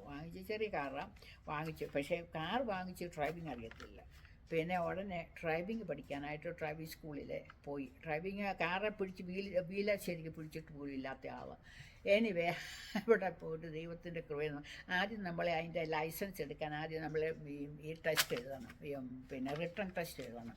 ഞാൻ ഏതായാലും വായിച്ചു പഠിച്ചു, അതൊക്കെ പഠിച്ചൊക്കെ കഴിഞ്ഞ് എല്ലാവരും പറയുമ്പോൾ വളരെ ഡിഫിക്കൽട്ടാണ് പിന്നെ അതാണെന്നൊക്കെ. Anyway you won't believe I got 100 out of 100. ഞാൻ ഓർത്തിട്ട് എനിക്കങ്ങനെ 100 കിട്ടി. I got 100. Anyway I pass that one, then I can take the test the next day. Next day I can take a test, but I didn't try, so I just drove here and there. Somebody helped me, different people. First ഒരു ഫിലിപ്പീനൊക്കെ ആൾ എന്നെ help ചെയ്തു. പിന്നെ നമ്മുടെ ആൾക്കാർ പലരും, മലയാളികൾ കുറേ ആണുങ്ങളൊക്കെ അന്ന് വന്നു കഴിഞ്ഞു അവിടെ. അവരുടെ ഹസ്ബൻഡന്മാരും ഒക്കെ ആയിട്ട് വന്നു. കുറച്ച് പേരൊക്കെ പഠിപ്പിച്ചു കൊടുത്തു. I learn little bit I can do. പിന്നെ I want to learn, so I was doing by myself a lot of stuff, here in Galveston. Is not a big place like Houston. So I drove around it and I learned some more, more experience I got it. Okay, then we're ready to go. So I went for the driving license. So I went there and I did it. I did pretty good, he's a driver, I don't have experience. I'm just, these many days I learned. Okay, let's go. എന്ന് പറഞ്ഞ് കൊണ്ടുപോയി എല്ലാം പഠിപ്പിച്ചു. Drive കഴിഞ്ഞ് അങ്ങനെ എന്നോട് ചോദിച്ചു, what do you plan, where are you going to go? ഞാൻ പറഞ്ഞു ഇങ്ങനെ ഹ്യൂസ്റ്റൺ ഞാൻ മൂവ് ചെയ്യുമോ, എനിക്ക് അവിടെ ട്രാൻസ്പോർട്ടേഷൻ ഇല്ല, ഐ ഹാവ് ടു. അന്നേരം പറഞ്ഞു you passed, you really did pass, but you have to get more experience if you have to drive in Houston, you have to get more experience. ഞാൻ പറഞ്ഞു I'm going to do that. Okay, then you're fine, you got the license. അങ്ങനെ എനിക്ക് അവിടെ വെച്ച് licence കിട്ടിയതിൻ്റെ പിറ്റേ ആഴ്ചയിലാണ് ഞങ്ങൾ ഇങ്ങോട്ട് ഹ്യൂസ്റ്റൺ മൂവ് ചെയ്യുന്നത്. ഹ്യൂസ്റ്റൺ മൂവ് ചെയ്യാൻ ഇവിടെ ഹ്യൂസ്റ്റണിൽ ആദ്യം ഞാൻ അപ്ലൈ ചെയ്തത് മെഡിക്കൽ സെൻറ്ററിലാണ്, ഡൗൺ ടൗൺ മെഡിക്കൽ സെൻറ്ററിൽ അപ്ലൈ ചെയ്തു. ഒരു ഫിലിപ്പിയൻ നേഴ്സ് 2-3 പേര് അപ്ലൈ ചെയ്ത് അവർക്ക് അവിടെ കിട്ടി. അന്നേരം എനിക്ക് അഡ്രസ്സ് വന്നു, അപ്ലൈ ചെയ്യാൻ പറഞ്ഞു. ഞാനും അപ്ലൈ ചെയ്തു. അന്നേരം നേഴ്സസിനെയൊക്കെ കൂടുതൽ എടുക്കുന്ന സമയമായിരുന്നു എനിക്ക് തോന്നുന്നത്. അതുകൊണ്ടായിരിക്കും അല്ലേ പിന്നെ ഞങ്ങളെയൊക്കെ എടുത്ത് അങ്ങനെ അറിയാം. എനിവേ വി ഗോട്ട് എനിക്കും അവിടെ ജോബ് ഓഫർ കിട്ടി. അവിടെ വന്ന് ഇവിടെയൊക്കെ വന്നാലത്തെ പ്രശ്നം എന്ന് വെച്ചെന്നാൽ ട്രാൻസ്പോർട്ടേഷൻ ഇല്ലെങ്കിൽ, കാറും ഡ്രൈവിങ്ങും ഇല്ലെങ്കിൽ you cannot work here in Houston. അങ്ങനെ ഞാൻ ഇവിടെ വന്നു. പിന്നെ ജോലി കിട്ടി. ഞാനിങ്ങ് മൂവ് ചെയ്തപ്പോൾ എവരിബഡി വാസ് സോ സ്കെയർ. എല്ലാവർക്കും അങ്ങ് പേടിയായിരുന്നു എനിക്ക് എന്തോ സംഭവിക്കും ഇവിടെ, ക്രൈമും മറ്റൊന്നും മറിച്ച്. ഈ സിഡ്രെ വിളിച്ച് ഞാൻ പറഞ്ഞ പോലെ ഞാൻ മൂവ് ചെയ്യും, you will be fine, don't worry about it. ആവശ്യമുണ്ട് ഞങ്ങളെ വിളിച്ചു. അവരിവിടെ തൊട്ടടുത്തല്ല, എന്നാലും ദി കമാൻ ഹെൽപ്പ് us. അതുകൊണ്ട് ഞങ്ങൾ മൂവ് ചെയ്തു. ഞാൻ മൂവ് ചെയ്യുന്നത് 1971 ഇങ്ങോട്ട് മൂവ് ചെയ്യുന്നത്. മൂവ് ചെയ്ത് മെഡിക്കൽ സെൻറ്ററിൽ മെത്തഡിസ്റ്റ് ഹോസ്പിറ്റലിനടുത്ത് ഡയഗ്നോസ്റ്റിക് സെൻറ്റർ എന്നും പറഞ്ഞ് അതിപ്പം മെത്തഡിസ്റ്റായി ഒരു ഹോസ്പിറ്റലുണ്ട്. അന്ന് അവിടെയാണ് മൂവ് ചെയ്ത്. അവിടെ വരുമ്പോഴേ അവിടെ ജോലി ചെയ്യുമ്പോൾ അവിടെ എല്ലാം ഫോറിനേഴ്സസ്, ജൂയിഷ് പീപ്പിളുണ്ട്, പിന്നെ കൊറിയക്കാരുണ്ട്, ചൈനീസ്, ഇങ്ങനെ പലരുണ്ട്, ഫിലിപ്പീൻസ്. പക്ഷേ ഇന്ത്യക്കാരില്ല, ആരുമില്ല. അന്നേരം അവിടുത്തെ ഡയറക്ടർ എന്നോട് വലിയ കാര്യമായിട്ടൊക്കെ ഇടപെട്ടു. ഞാൻ ആദ്യമായിട്ട് അവിടെ വരുന്നത്. എന്നോട് പറഞ്ഞു എന്നോട് ചോദിച്ചു, do you know anybody here? ഞാൻ പറഞ്ഞു ഇന്ത്യൻസ്, എനി ഇന്ത്യൻ? ഞാൻ പറഞ്ഞു no, I don't know anybody. അന്നേരം she said let me look and see the directory. അന്നിങ്ങനെ ഗൂഗിളും ഒന്നും ഉള്ള സമയമല്ല.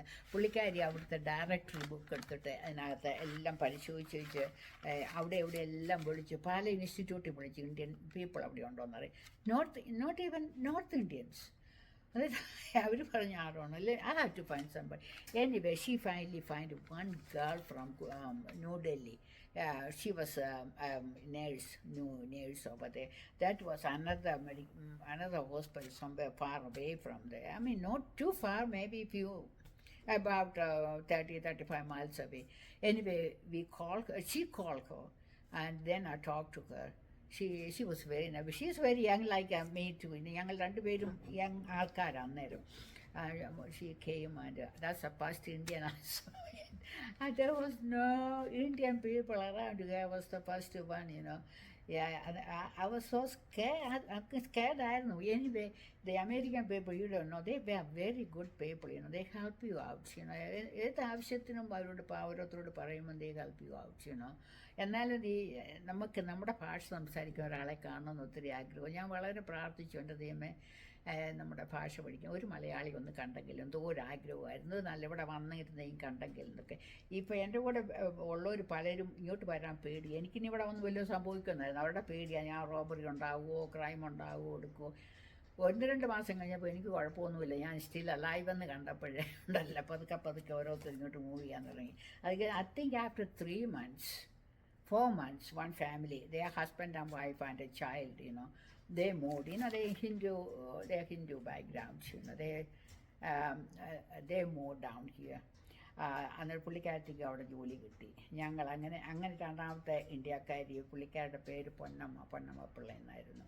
പുള്ളിക്കാരി വന്നു. പുള്ളിക്കാരി എന്നെ ഇടം മൂലം പിടിക്കുകയില്ല. ഞാനുണ്ടെങ്കിൽ പുള്ളിക്കാരി അങ്ങോട്ട് തിരിയും ഇങ്ങോട്ട് തിരിയും, അല്ലെങ്കിൽ ആകിയല്ല. അങ്ങനെ അവിടെ കുറച്ച് നാൾ ചെയ്തുകൊണ്ടിരിക്കുമ്പോൾ പുള്ളിക്കാരി anyway something happened. some problem she got it. And ഞങ്ങളുടെ ഡയറക്ടർ വിളിച്ച് പറഞ്ഞു, I had to fire her. I don't think I can give her, she has to find another job. She was desperate, so she won't go anywhere unless I go. ഞാൻ പറഞ്ഞു എനിക്കിഷ്ടപ്പെട്ടു, ഞാൻ ജോലി ചെയ്തു, ഇതുണ്ടല്ലോ, ഞാൻ ചെറുപ്പം, she's kind of older, so ഞാൻ പറഞ്ഞു അറിയണോ, ഞാനിങ്ങനെ പ്രാർത്ഥിക്കട്ടെ, അറിയണോ. So few days I didn't say anything, yes or no, After a few days I thought I had to say, because എൻ്റെ സ്വഭാവം എന്ന് വെച്ചാൽ help other people. No matter what, I help them. From the very beginning, ചെറുപ്പം തൊട്ടേ മറ്റുള്ളവരെ സഹായിക്കണം എന്നുള്ളൊരു ആഗ്രഹം എനിക്ക് പണ്ട് തൊട്ട് ഉള്ളത്. As in my heart, I said, I had to go, whatever happened, എന്നുള്ള ഇതിൽ പിന്നെ we started applying. So we applied to St. Joseph Hospital down, another one. That's not a medical center, that's another one, that's a private one, Catholic hospital. We applied there, I got it, and then she got it. So രണ്ടുപേർക്കും ജോലി അവിടെ കിട്ടി. അങ്ങനെ ഞങ്ങളെ 71 അവസാനത്തിൽ അങ്ങോട്ട് cent Joseph ഹോസ്പിറ്റലിലേക്ക് move ചെയ്ത് അവിടെയാണ് ആക്ച്വലി ഞങ്ങളുടെ നേഴ്സിംഗ് ജോലി സ്റ്റാർട്ട് ചെയ്യുന്നത്, റിയൽ സ്റ്റാർട്ടിങ് അവിടെ. സോ എനിത്തിങ് വേറെ വല്ല ഇതിനോട് വന്നതിൻ്റെ ആദ്യം. Greetings to everyone. എൻ്റെ ഭവനത്തിൽ വന്ന് ഈ പ്രോഗ്രാം റെക്കോർഡ് ചെയ്യാനായിട്ട് ഹ്യൂസ്റ്റൺ വോയിസ് സെന്നി ഉമ്മന് എൻ്റെ നന്ദി അറിയിക്കുന്നു. അദ്ദേഹത്തിന് ഞാൻ ഇവിടുത്തെ ചരിത്രം അറിയാൻ വേണ്ടിയിട്ടാണ് ഈ ഇൻ്റർവ്യൂ ഇവിടെ സംഘടിപ്പിച്ചിരിക്കുന്നത്. എനിക്ക് മദ്രാസിൽ ഇൻ്റർവ്യൂ കിട്ടിയ സമയം മുതൽ പറയുവാനാണ്. അതിനു മുമ്പ് എൻ്റെ പത്നി അന്നമ്മ വിവരങ്ങളെല്ലാം നേരത്തെ പ്രസ്താവിച്ചിരുന്നു. എനിക്ക് ഇൻ്റർവ്യൂ മദ്രാസിൽ കിട്ടിയിട്ട് പിന്നെ അവിടുന്ന് 1972 ജൂൺ 8 ഞാൻ ഹ്യൂസ്റ്റണിൽ വരുന്നത്. ആദ്യമായിട്ടാണ് രാജ്യത്തിന് പുറത്ത് പോകുന്നത്. കേരളത്തിൽ നിന്ന് ആദ്യം ബോംബെയിൽ വന്നു. ബോംബെയിൽ ഒരു രാത്രി താമസിച്ചു. അവിടെ ദ്വാരക ഹോട്ടൽ എന്ന് പറയുന്ന സ്ഥലത്തിൽ താമസിച്ചു. പിറ്റേ ദിവസം അവിടുന്ന് ബോംബെയിൽ നിന്ന് ബ്രസൽസിൽ വന്നു. ബ്രസൽസിൽ നിന്നും അവിടുന്ന് 3-4 മണിക്കൂർ കഴിഞ്ഞാണ് ന്യൂയോർക്കിൽ ജോൺ എഫ് കെന്നഡി എയർപോർട്ടിൽ വന്നത്. അവിടുന്നും വരേണ്ടത് അവിടുന്ന് ഈ ഈ ട്രാവൽ ഏജന്റുമാർക്ക് ലാഭം കിട്ടാൻ വേണ്ടിയിട്ടായിരിക്കും അങ്ങനെയുള്ള പല പല കണക്റ്റിംഗ് ഫ്ലൈറ്റ് അവർ ബുക്ക് ചെയ്തത്. പിന്നാണ് എനിക്കത് മനസ്സിലാകുന്നത്. ന്യൂയോർക്കിൽ നിന്ന് അറ്റ്ലാന്റയിൽ വന്നു. പിന്നെ അറ്റ്ലാന്റയിൽ നിന്ന് വേറെ പ്ലെയിൻ കയറിയാണ് ഹൂസ്റ്റണിൽ വന്നത്. ഹൂസ്റ്റണിൽ ഒരു പാതിരാത്രി ആയ സമയത്താണ് ഞാൻ അന്നിവിടെ വന്നത്. അന്ന് ഹൂസ്റ്റണിൽ എന്നെ കൂടാതെ ഈ മലയാളി സുഹൃത്തുക്കൾ ആണുങ്ങൾ ഒരു 5-8 പേര് മാത്രമേ ഉള്ളൂ. അവർ ഏതാനും മാസങ്ങൾക്ക് മുമ്പ് വന്നതാണ്, ഞാൻ വരുന്നതിന് മുമ്പ് തന്നെ.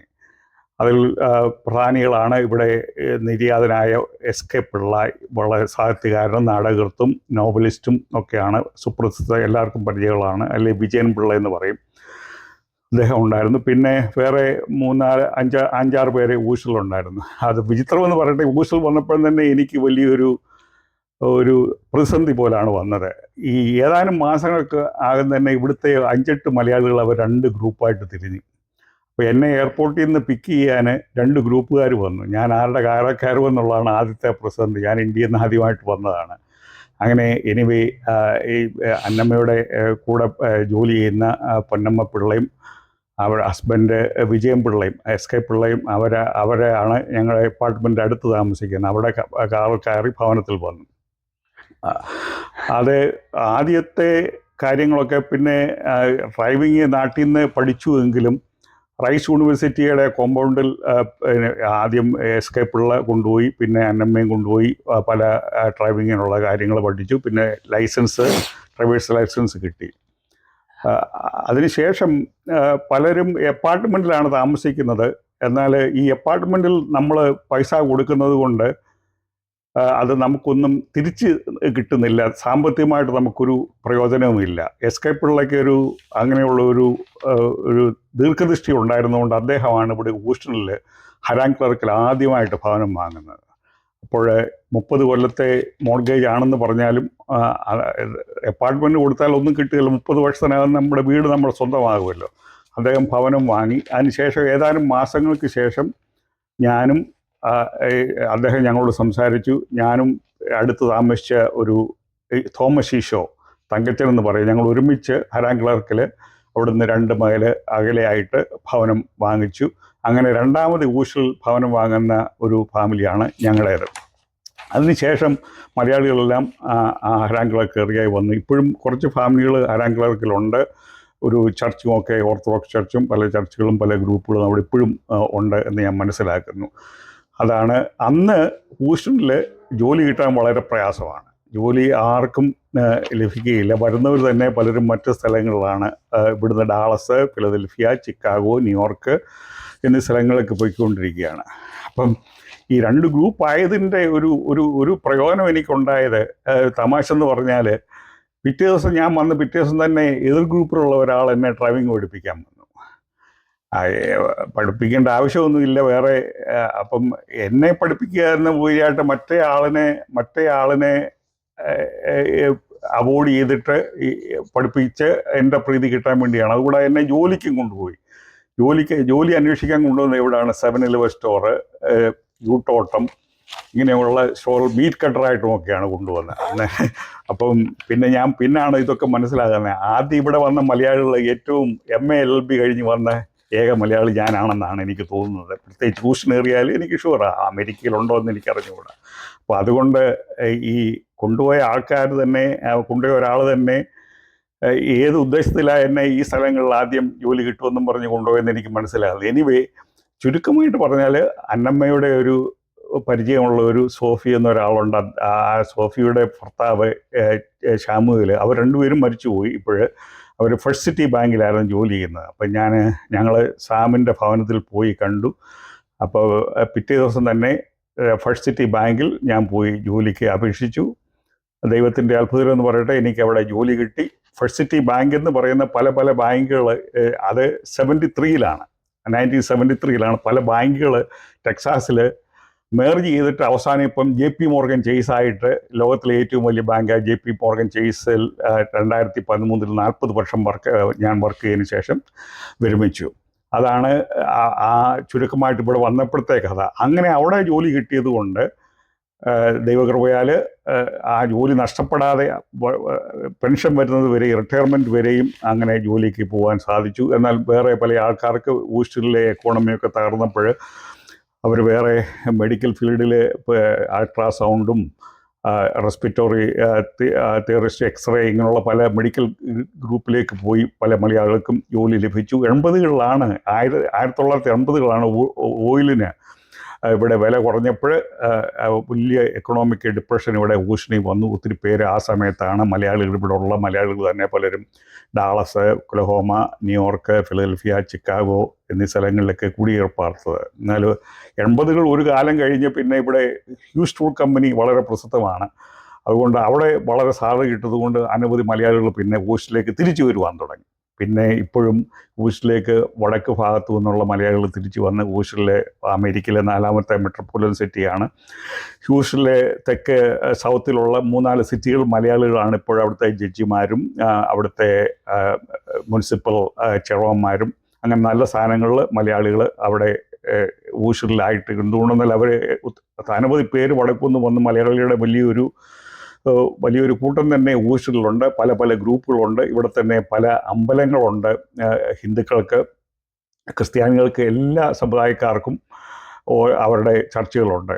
ആദ്യം ഞങ്ങൾ ഈ അന്നമ്മ പ്രസ്താവിച്ചു വല്ല പ്രശ്നമില്ല അപ്പാർട്ട്മെൻറ്റിൽ വന്നപ്പം ഞങ്ങൾക്ക് യാതൊരു കൂടിവരവിനും ഒരു ചർച്ചുകളൊന്നുമില്ല, അമേരിക്കൻ ചർച്ചുകളൊന്നും പരിചയമില്ലാത്തതുകൊണ്ട് അത് സിലോൺ പെന്തക്കോസ്തുകാരൻ ഒരു AK അലക്സാണ്ടർ പൊന്നച്ചൻ എന്ന് പറയും. അദ്ദേഹവും പിന്നെ ഇപ്പോൾ അദ്ദേഹം മരിച്ചുപോയി. എന്നാൽ മർത്തോമ സഭയിലെ ഒരു തൂണായിരിക്കുന്ന പ്രധാന പ്രവർത്തന TA മാത്യു ഇപ്പോഴും അദ്ദേഹമുണ്ട്. ഞങ്ങൾ ഹോസ്റ്റൽ മേറ്റ്സ് ആയിരുന്നു മർത്തോമ ചർച്ചിലെ ഒരു പ്രവർത്തകൻ. ഞങ്ങൾ 3 പേരും കൂടെ പിന്നെ തോമസ് ശിശോയും കൂടെ ഞങ്ങൾ 4 പേരും കൂടെ സംസാരിച്ച് നമുക്ക് ക്രിസ്ത്യാനികൾക്ക് എല്ലാവർക്കും കൂടെ പ്രേ ഗ്രൂപ്പ് വേണമെന്നും പറഞ്ഞ് പ്രശ്നമില്ലാതെ ഒരു പ്രേ ഗ്രൂപ്പ് തുടങ്ങി. അതിൻ്റെ അകത്ത് എല്ലാവരും കാത്തലിക്സ് ഉണ്ട്, ശാബദ മിഷൻകാരുണ്ട്, ഒരാൾ യൂജോ മതക്കാർ, വിദ്വാൻ കുട്ടിയുടെ മതത്തിലുള്ള ഫാമിലി തന്നെ ഉണ്ടായിരുന്നു. അങ്ങനെ എല്ലാവരും വളരെ ഐക്യതയോടെ പ്രയറുകൾ എല്ലാ സാറ്റർഡേ ഓരോ വീട്ടിൽ നടത്തി. അവിടെ ആഹാരങ്ങൾ അതിന് ശേഷം ഉണ്ടായിരുന്നു. അതിനുശേഷമാണ് കൂടുതൽ ആൾക്കാർ ഊഷ്ണിലേക്ക് വന്നപ്പോൾ അവരുടെ സഭകളിൽ അവർ സ്വന്തമായിട്ട് സഭ രൂപീകരിക്കാൻ തുടങ്ങിയത്.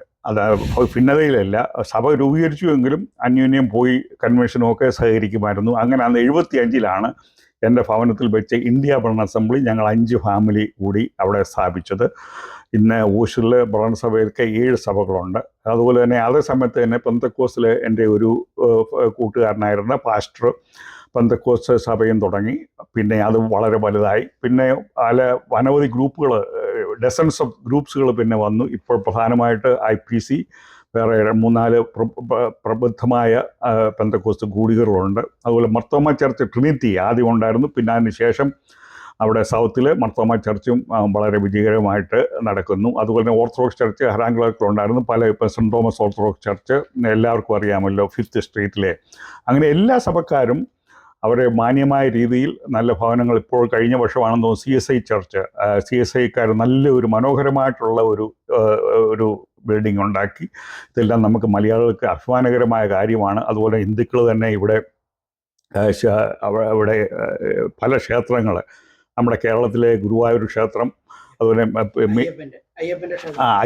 അയ്യപ്പൻ്റെ ക്ഷേത്രമുണ്ട്.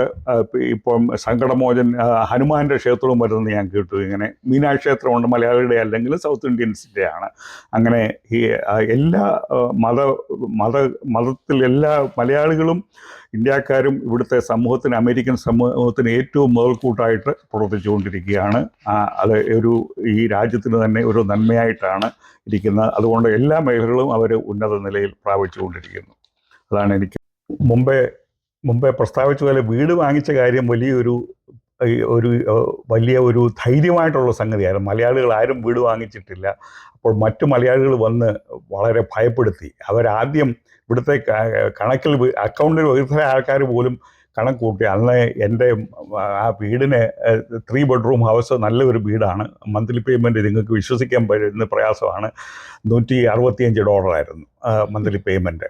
അപ്പോൾ അത് 30 വർഷത്തേക്ക് മലയാളികൾ ചെറുകണക്കാർ കൂട്ടിച്ച് പറഞ്ഞു, ഇത് ഒത്തിരി നഷ്ടമാണല്ലോ സണ്ണി, ഇത്രയും എങ്ങനെ ഇത് അപ്പം അപ്പോൾ അവരൊക്കെ ഇപ്പം വലിയ അക്കൗണ്ടൻസ് ഒക്കെയാണ്, ടാക്സൊക്കെ ചെയ്യുന്നവരാണ്. എന്നാൽ അതേ സമയത്ത് ഞാൻ അന്നേരം തിരിച്ചൊരു ചോദ്യം ചോദിച്ചു, 30 കൊല്ലം അപ്പാർട്ട്മെൻറ്റിൽ കൊടുത്താൽ നമുക്കൊന്നും തിരിച്ച് കിട്ടുന്നില്ല, അറ്റ്ലീസ്റ്റ് ഇത് നമുക്ക് ടാക്സിലൊക്കെ കാണിക്കാമല്ലോ. എന്നാൽ ഈ വീട് വാങ്ങിച്ചപ്പോൾ വളരെ ഭയത്തോടു കൂടെയാണ് വാങ്ങിച്ചത്. എങ്ങനെയായിരിക്കും, പ്രത്യേകിച്ച് നമ്മളെ ഇന്ത്യക്കാരോട് എങ്ങനെയായിരിക്കും അവിടെയുള്ളവർ ഇടപെടുന്നത്, ആ നിലയിലാണ്. പിന്നെ ടൈറ്റിൽ കമ്പനി ഉണ്ടായതുകൊണ്ട് അവർ ഡോക്യുമെൻറ്റുകളെല്ലാം പിന്നെ പ്രിപ്പയർ ചെയ്ത് ഞങ്ങളതിന് വേണ്ട ജോലി സ്ഥലത്തെ ഞങ്ങളുടെ വരുമാനത്തിൻ്റെ പേ ചെക്കിൻ്റെ സ്ലിപ്പ് കാണിക്കണമായിരുന്നു. വരുമാനത്തിൻ്റെയും സ്റ്റേറ്റ്മെൻറ്റും അങ്ങനെയുള്ള കാര്യങ്ങളൊക്കെ രണ്ടുപേരുടെയും കൊടുത്തിട്ട് കഴിഞ്ഞാണ് ബാക്കിയുള്ള കാര്യങ്ങൾ ടൈറ്റിൽ കമ്പനി ഏജൻറ്റുമാണ് ചെയ്തത്. അതുകൊണ്ട് ഞങ്ങൾക്ക് ആ കാര്യത്തിൽ ബുദ്ധിമുട്ടില്ല. എന്നാൽ ഞങ്ങൾ വലിയൊരു എടുത്തിയാട്ടമാണ് ചെയ്തത്. ആവശ്യമില്ലായിരുന്നു എന്ന് പല കൂടെയുള്ള മലയാളികൾ, കുറച്ച് മലയാളികൾ പറഞ്ഞുവെങ്കിലും പിന്നെ അവർക്കെല്ലാം മനസ്സിലായി. പിന്നെ അവരെല്ലാം വീടുകൾ വാങ്ങിച്ചു. ഇപ്പം ഒത്തിരി 100-200 വീടുകളുള്ള മലയാളികളുണ്ട്, മാൻഷൻസ് വരെ ഉള്ളവരുണ്ട്. അപ്പോൾ ആദ്യം എടുത്ത് മുമ്പേ പറഞ്ഞ പോലെ, അന്നമ്മയുടെ സാക്ഷി കേട്ട പോലെ, ഏത് കാര്യത്തിനും മുന്നമേ ധൈര്യത്തോടെ ഇറങ്ങിത്തിരിക്കാൻ ആൾക്കാരുണ്ടെങ്കിൽ ബാക്കിയുള്ളവർക്ക് പിന്നെ അതിനൊരു വഴികാട്ടിയായി തീരും. അങ്ങനെയാണ് വീടിൻ്റെ കാര്യത്തിൽ ഇതുള്ളത്. രണ്ടാമത് ഓസ്ട്രേലിയ വീട് വാങ്ങിക്കാനിടയായതുകൊണ്ട് മറ്റുള്ളവരും അതിന് പ്രചോദനം ലഭിച്ച് പിന്നെ അതിനുശേഷം പിന്നെ മലയാളികൾ പിന്നെ നോർത്ത് ഷോർ ഏരിയയിൽ, വുഡ് ഫോറസ്റ്റ് ഏരിയയിൽ വീട് വാങ്ങിച്ചു. അതിനുശേഷം മലയാളികളുടെ അടുത്ത മൈഗ്രേഷൻ മിസോറി സിറ്റി ആയിരുന്നു. മിസോറി സിറ്റി കഴിഞ്ഞ പിന്നെ ഏലിഫ് എന്ന സ്ഥലത്തേക്ക് പോയി. അത് കഴിഞ്ഞാണ് പിന്നെ ഈ നോർത്ത് ഷോർ കഴിഞ്ഞ് പിന്നെ അവിടെ അടുത്ത് നോർത്ത് ഷോറിൽ തന്നെ അവിടെ വേറൊരു പിന്നെ പെട്ടെന്ന് ഞാൻ സബ് ഡിവിഷൻ്റെ പേര് ഞാൻ മറന്നുപോയി, അവിടെ ഇതുണ്ടായിരുന്നു. പിന്നെയാണ് മിസോറി സിറ്റി, പാസഡീന, പിന്നെ ആ നിലയിൽ പോയിട്ടാണ് പിന്നെയാണ് ഷുഗർലാൻഡ്, സ്റ്റാഫോർഡ് എന്നീ സ്ഥലങ്ങളിലേക്ക് മലയാളികൾ കൂടി പാർക്കാൻ തുടങ്ങി. ആ മൈഗ്രേഷൻ്റെ ഒരു ലൈൻ ചിന്തിച്ചാൽ ബസ്സിന് സൗകര്യമുള്ള മെഡിക്കൽ സെൻ്ററിലൊക്കെ പോകാനുള്ള, ഇപ്പം പെയർലാൻഡിൽ ധാരാളം ആൾക്കാരുണ്ട്. അങ്ങനെ മൈഗ്രേഷന് ഹൈറാൻ ക്ലർക്കിൽ തുടങ്ങി. നോർത്ത് ഷോറിൽ 2 സബ് ഡിവിഷൻ, മറ്റേ സബ് ഡിവിഷൻ്റെ പേര് ഞാൻ പെട്ടെന്ന് മറന്നുപോയി. അത് കഴിഞ്ഞ് പിന്നെ മിസോറി സിറ്റി, ഏലീഫ്, പിന്നെ അതിന് ശേഷമാണ് സ്റ്റാഫോർഡ്, ഷുഗർലാൻഡ്, ആ സൗത്ത് ഏരിയ മുഴുവൻ, ഇപ്പോൾ അവസാനം പെയർലാൻഡ് വരെ വന്നിരിക്കുക. അതാണ് എല്ലാ ഊശൻ്റെ പ്രാന്തപ്രദേശങ്ങൾ മുഴുവനും വളരെ ഈ 50 ചർശ്രം അതിൽ ഇടയിൽ മലയാളികൾ ഉണ്ട്. റിച്ച്മണ്ട് സൗത്തിലെല്ലാം മലയാളികൾ നല്ല നിലയിൽ. ഇപ്പൊ വുഡ്ലാൻഡ്സ്, ഒരു കാര്യം പറയാൻ മതി, അന്ന് ഞാൻ പ്രാർത്ഥിച്ചിട്ടൊരു കാര്യമല്ലേ പറയേണ്ടത്. ഓക്കെ, ഞാൻ പറയാൻ. ഓക്കെ, ഞങ്ങൾ കേളിയോക്സിൽ ഞങ്ങൾ ആദ്യത്തെ വീട് വാങ്ങിച്ചു. അവിടെ 1974 അവിടെ ഞങ്ങൾക്കൊരു അയൽവക്കംകാർ, ഗ്രേസി ആൻഡ് തങ്കച്ചാൻ, അവർ നല്ല പെന്തക്കോസുകാരാണ്, വളരെ വളരെ ഫ്രണ്ട്ലി, നൈസ് പീപ്പിളായിരുന്നു. ഞങ്ങൾ ആദ്യമായിട്ടാണ് വീട് മേടിച്ചത്. കാര്യങ്ങളൊന്നും അറിയത്തില്ലേലും അവരോടും ഒക്കെ ചോദിച്ച് എല്ലാം ഒക്കെ നടത്തി. അങ്ങനെ ഇരിക്കുക. ആ വർഷം ഡിസംബറിൽ ഞങ്ങളുടെ ആദ്യത്തെ മോനുണ്ടായി. അവൻ്റെ പേര് സുനിൽ. ഡിസംബറിലാണ് ആദ്യത്തെ മോനുണ്ടാകുന്നത്. ഇച്ചിരി പ്രിമിച്ചർ കൊച്ചായിരുന്നു, 3 months, 4 pound 6 ounces, തീരെ കുഞ്ഞായിരുന്നു. ഇച്ചിരി ഡിഫിക്കൽട്ടി ആയിരുന്നു ജോലിയും ചെയ്തുകൊണ്ടിരിക്കുന്ന സമയത്ത്. വളർത്തിയെടുക്കാനൊക്കെ വേറെ ആരും ഒന്ന് ഹെൽപ്പ് ചെയ്യാൻ ഒരുത്തരുമില്ല. ബേബി സിറ്റിങ്ങൊക്കെ ഡിഫിക്കൽട്ടായിട്ടുള്ള സമയം. പിന്നെ വളർത്തിയെടുക്കാൻ വളരെ പ്രയാസമായിരുന്നു. പക്ഷേ ദൈവം ഞങ്ങളെ സഹായിച്ചെന്നല്ല, ഞങ്ങൾക്കൊന്നും പറയാനില്ല. പിന്നെ അത് കഴിഞ്ഞ് അത് തന്നെയല്ല, വീട്ടിൽ കുഞ്ഞിനെ നോക്കിക്കൊണ്ടിരിക്കാനൊക്കത്തില്ല. ഞങ്ങൾ ഒരു കാര്യം ചെയ്തു. ഞാനൊരു ഷിഫ്റ്റ്, പിന്നെ സണിച്ചാൻ വേറൊരു ഷിഫ്റ്റ്. നേരെ ഇടയ്ക്കുള്ള ഒരു കുറച്ച് സമയം ബേബി സിറ്റിങ്ങിന് കൊടുക്കത്തക്ക വിധത്തിൽ ഞങ്ങൾ അറേഞ്ച് ചെയ്ത് നോക്കി. എന്നാലും തീരെ പീച്ച് കുഞ്ഞല്ലേ. അത് എനിക്ക് അന്ന് പിന്നെ കുഞ്ഞുണ്ടായി കഴിഞ്ഞ് 3 weeks കഴിഞ്ഞ് ജോലിക്ക് പോയേ ഒക്കത്തുള്ളൂ. പിന്നെ അതുകൊണ്ട് ഈ പ്രിമച്ചർ കൊച്ചിനെ ഇട്ടേച്ച് 3 weeks കഴിഞ്ഞ് ജോലിക്ക് പോകും. അത് വാസ് വെരി ഡിഫിക്കൽട്ട്. പക്ഷെങ്കിൽ പോയി ജീവിക്കണ്ടേ. അതുകൊണ്ട് അങ്ങനെ ജോലിക്ക് പോയ കാര്യമൊക്കെ ഞങ്ങൾ പലപ്പോഴും ഓർക്കുമെങ്കിലും ദൈവം കൂടി ഇരുന്നു, ആർക്കും ഒന്നും കുഴപ്പങ്ങളൊന്നും ഉണ്ടാകാതെയൊക്കെ. പക്ഷെ ആ ഇടയ്ക്കൊക്കെ ഒരു വലിയ വെള്ളപ്പൊക്കമൊക്കെ വന്ന് അവിടെ ഞങ്ങൾക്ക് കുഞ്ഞിനെ, you can say about the water, വെള്ളപ്പൊക്കത്തിൻ്റെ കാര്യം പറയാൻ 1976-77 ഊശിൽ വലിയ മഴയും വെള്ളപ്പൊക്കവും ഉണ്ടായത്. അപ്പോൾ ഞാൻ ഡൗൺ ടൗണിൽ ജോലി കഴിഞ്ഞ് വരുന്ന വഴി എൻ്റെ ഡാഡ്സൺ കാറ് അവിടെ വെള്ളത്തിൽ മുങ്ങി. അപ്പോൾ പിന്നെ അവിടെ ആ ബിൻസ് എന്ന് പറയുന്ന അപ്പാർട്ട്മെൻറ്റ് ഏരിയയിൽ ഒരു മലയാളി താമസിക്കുന്നുണ്ടായിരുന്നു. അദ്ദേഹത്തെ വിളിച്ചു. അദ്ദേഹം വന്നു.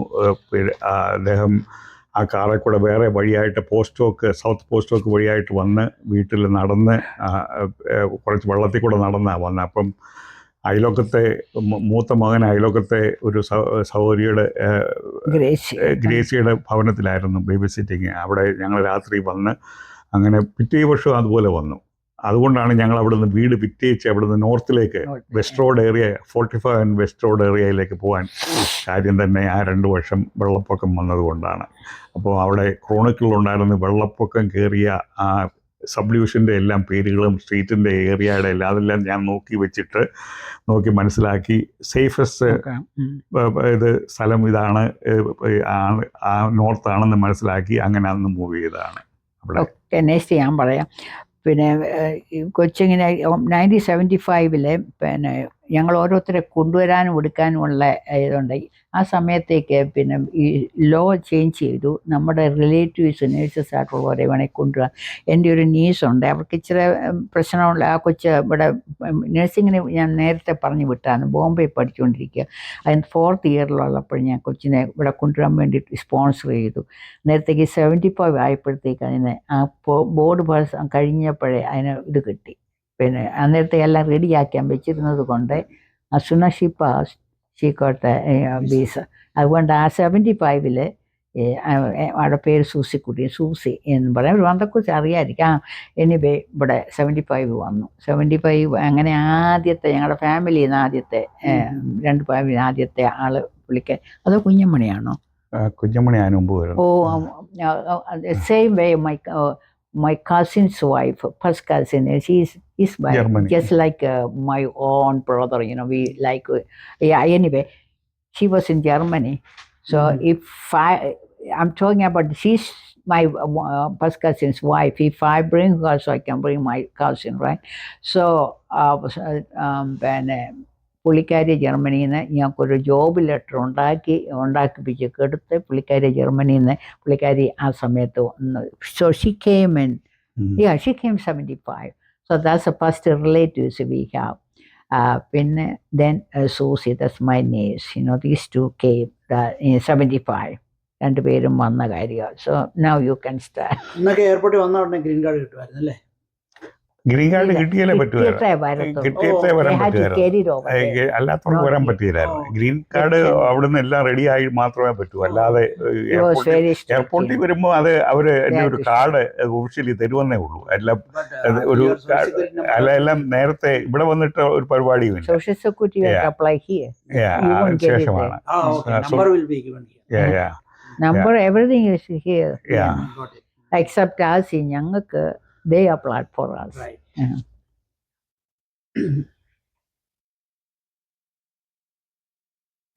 പിന്നെ ഇനി അടുത്തത് സിറ്റിസൺഷിപ്പ് കിട്ടിയതും അടുത്ത ജനനം.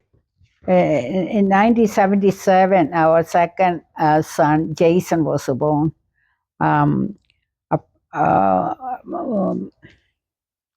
Okay, 77, he was born and he was a healthy baby. He didn't have much problem. Only problem was babysitting. We didn't have very many people to help us, These people who came, they have to find their job and things, wasn't that easy. Anyway, 77, I got my citizenship. We had to 5 years, supposed to wait for 5 years to apply for citizenship. So I got my citizenship 1977.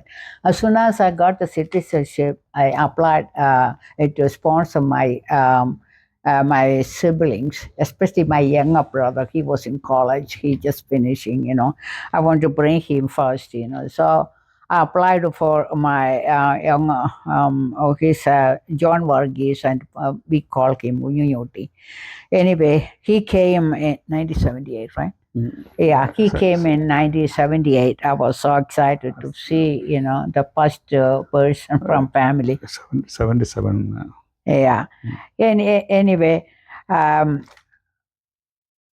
ആ same ഇയറിൽ തന്നെ എൻ്റെ മറ്റൊരു ബ്രദറിനെ, എൻ്റെ നേരെ മൂത്ത ബ്രദറിനെ, പേര് Scaria Paris, അല്ലെങ്കിൽ ഞങ്ങൾ വിളിക്കുന്ന ബേബി ചായൻ, പുള്ളിക്കാരനെ സ്പോൺസർ ചെയ്തു.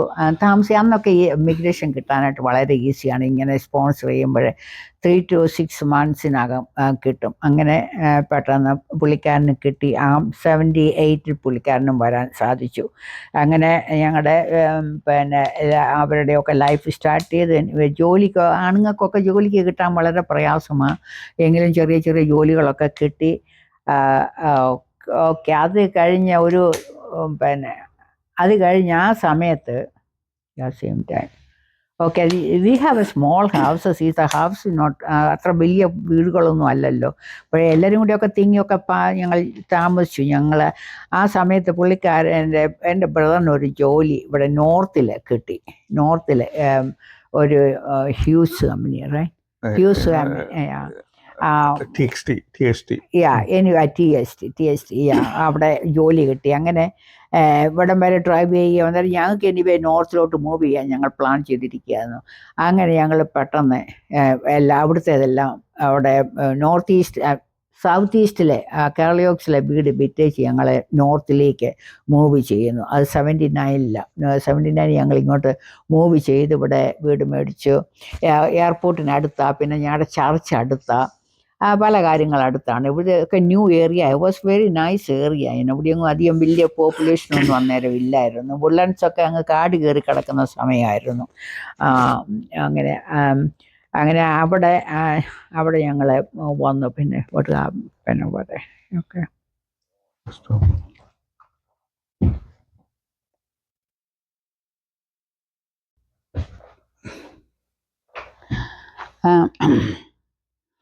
If you can take early retirement, that's the best thing you can do it.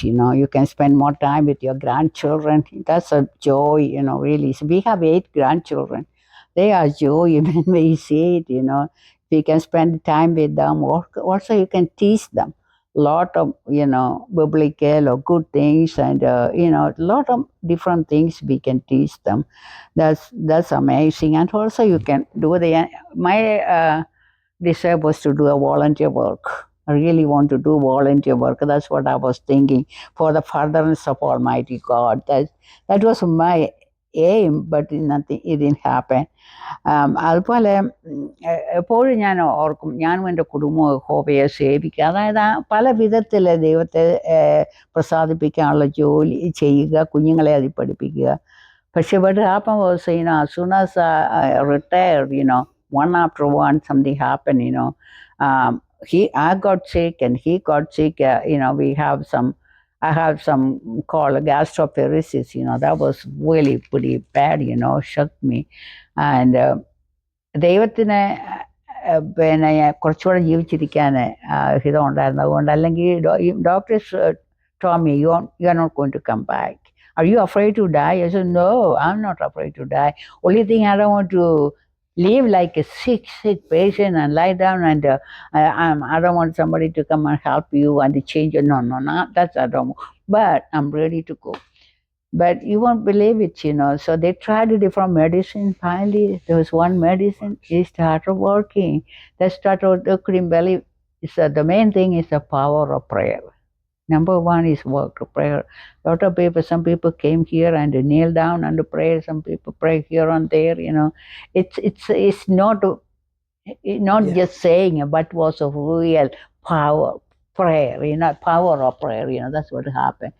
And കുറച്ച് കഴിഞ്ഞ് my weight was started losing. They couldn't bring the weight up, and they said didn't have any. So they said, you just do whatever you can do, and it's okay, that's fine, So we went there, everything, different doctor.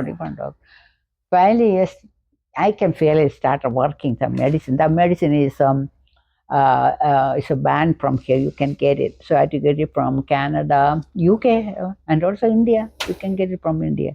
So they started bringing from there.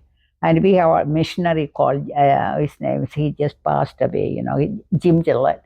He was African missionary in Africa. He was a doctor, okay, but he went to Africa to work, So he comes here. He is one of our best, friends, So he find out his problem, and so when he comes back from Ireland, he come and visit us and bring the medicine. The medicine they can get it, and also he prayed with us, and it's different people. Then India now we can anybody goes, they can bring it from there. So after a few months, I started getting better. I went back to the doctor and he said, "Are you the same person?" He couldn't believe it. He liked to see me because his doctors in a patient better and സന്തോഷം. He really liked to see. He didn't know what's going on. I told him one time, I don't know if he believe in God or not, but I told him he's a Canadian. He's there already.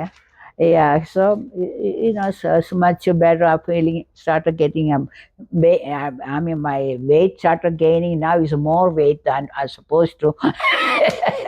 The medicine, I had to continue the medicine.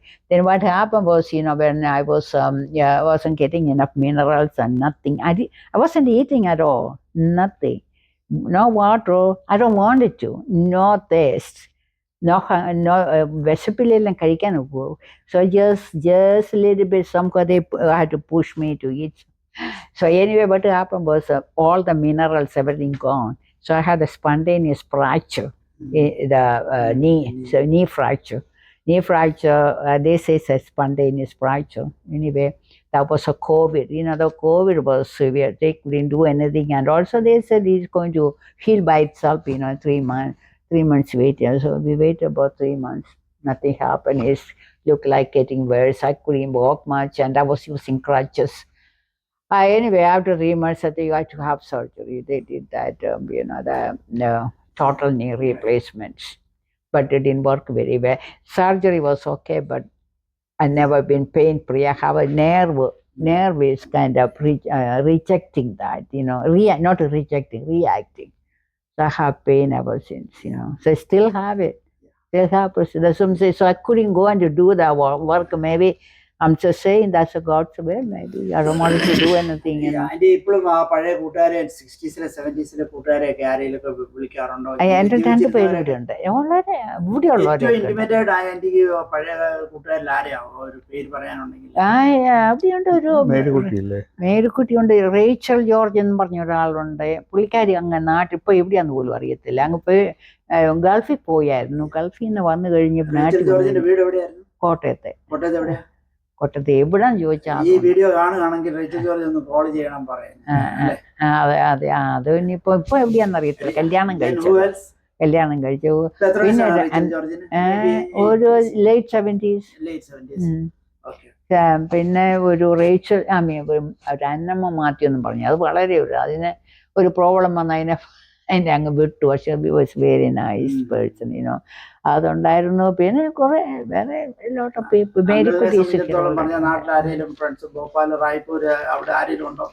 അവിടെ ഈ ഞാൻ മർത്തമാ കോളേജിലെ ഇവിടെ ഹോസ്റ്റലിൽ താമസിച്ചവരുടെ ഒരു get together ഉണ്ടായിരുന്നു കഴിഞ്ഞ 2 മാസത്തിന് മുമ്പ്.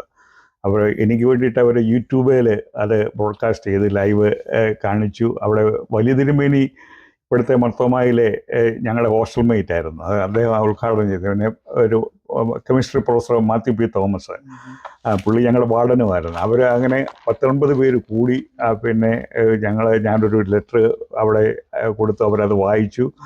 അങ്ങനെ അവരുമായിട്ട് ഇപ്പോഴും ഹോസ്റ്റലുള്ളവരും ഇപ്പോഴും വാട്സാപ്പിൽ കൂടെയും അല്ലാതെ ഇടയ്ക്ക് വിളിക്കുകയും. ഒരു big shout out Marthoma college students കൊടുത്തേക്ക് സാറിന്.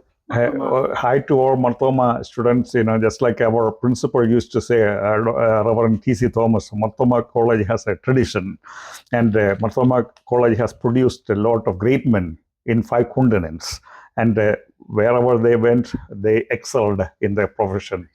And we had a hostel meetings a few months ago, and we had a good time and still keep in touch with them. Many passed away beyond the veil, but still I keep in touch with them. Which year that economics BA? I started Marthoma College in 1964 to 69. 1964. I stayed in the men's hostel all these 5 years.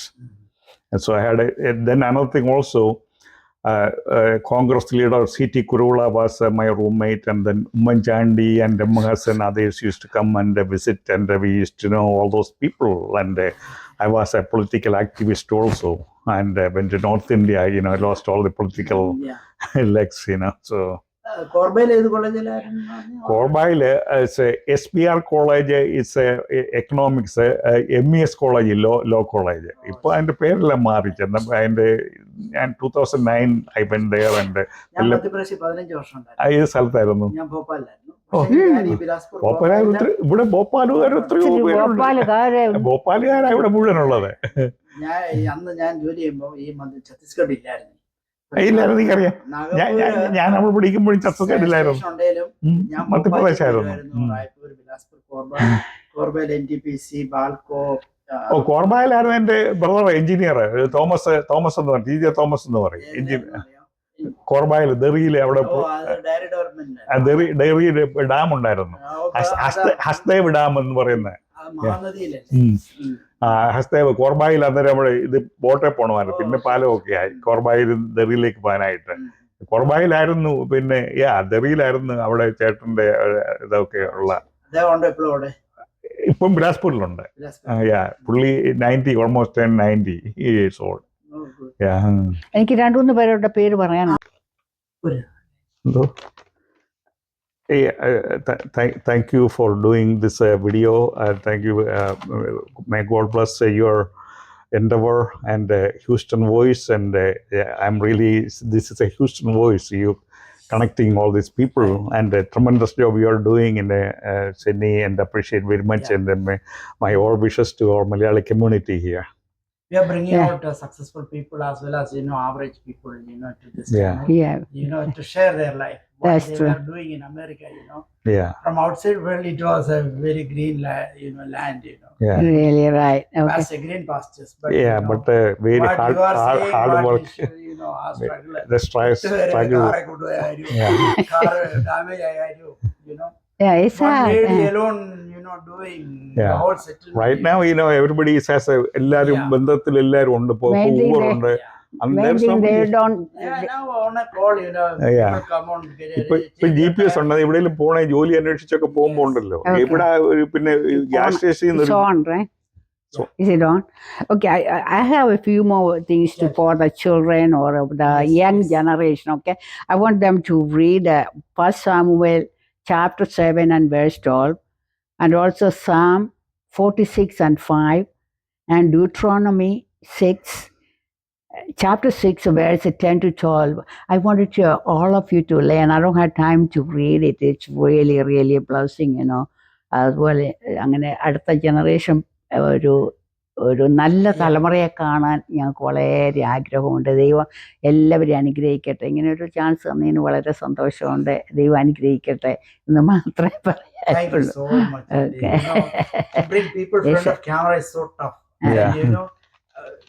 They just say 2 lines and go away.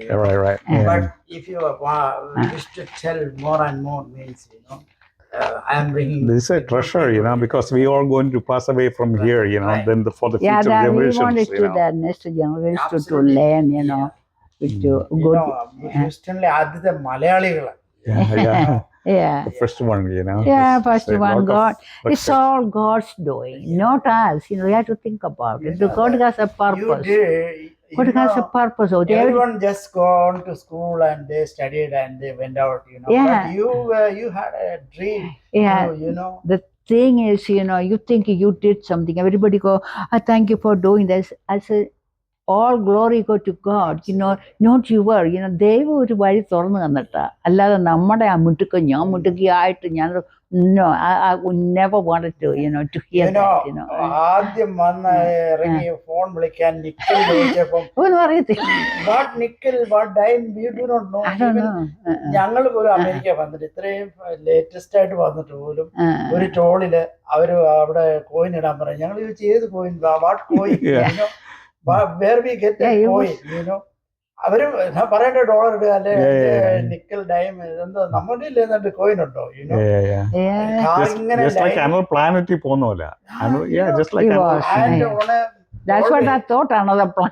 On a tollway, when we are on a line for that,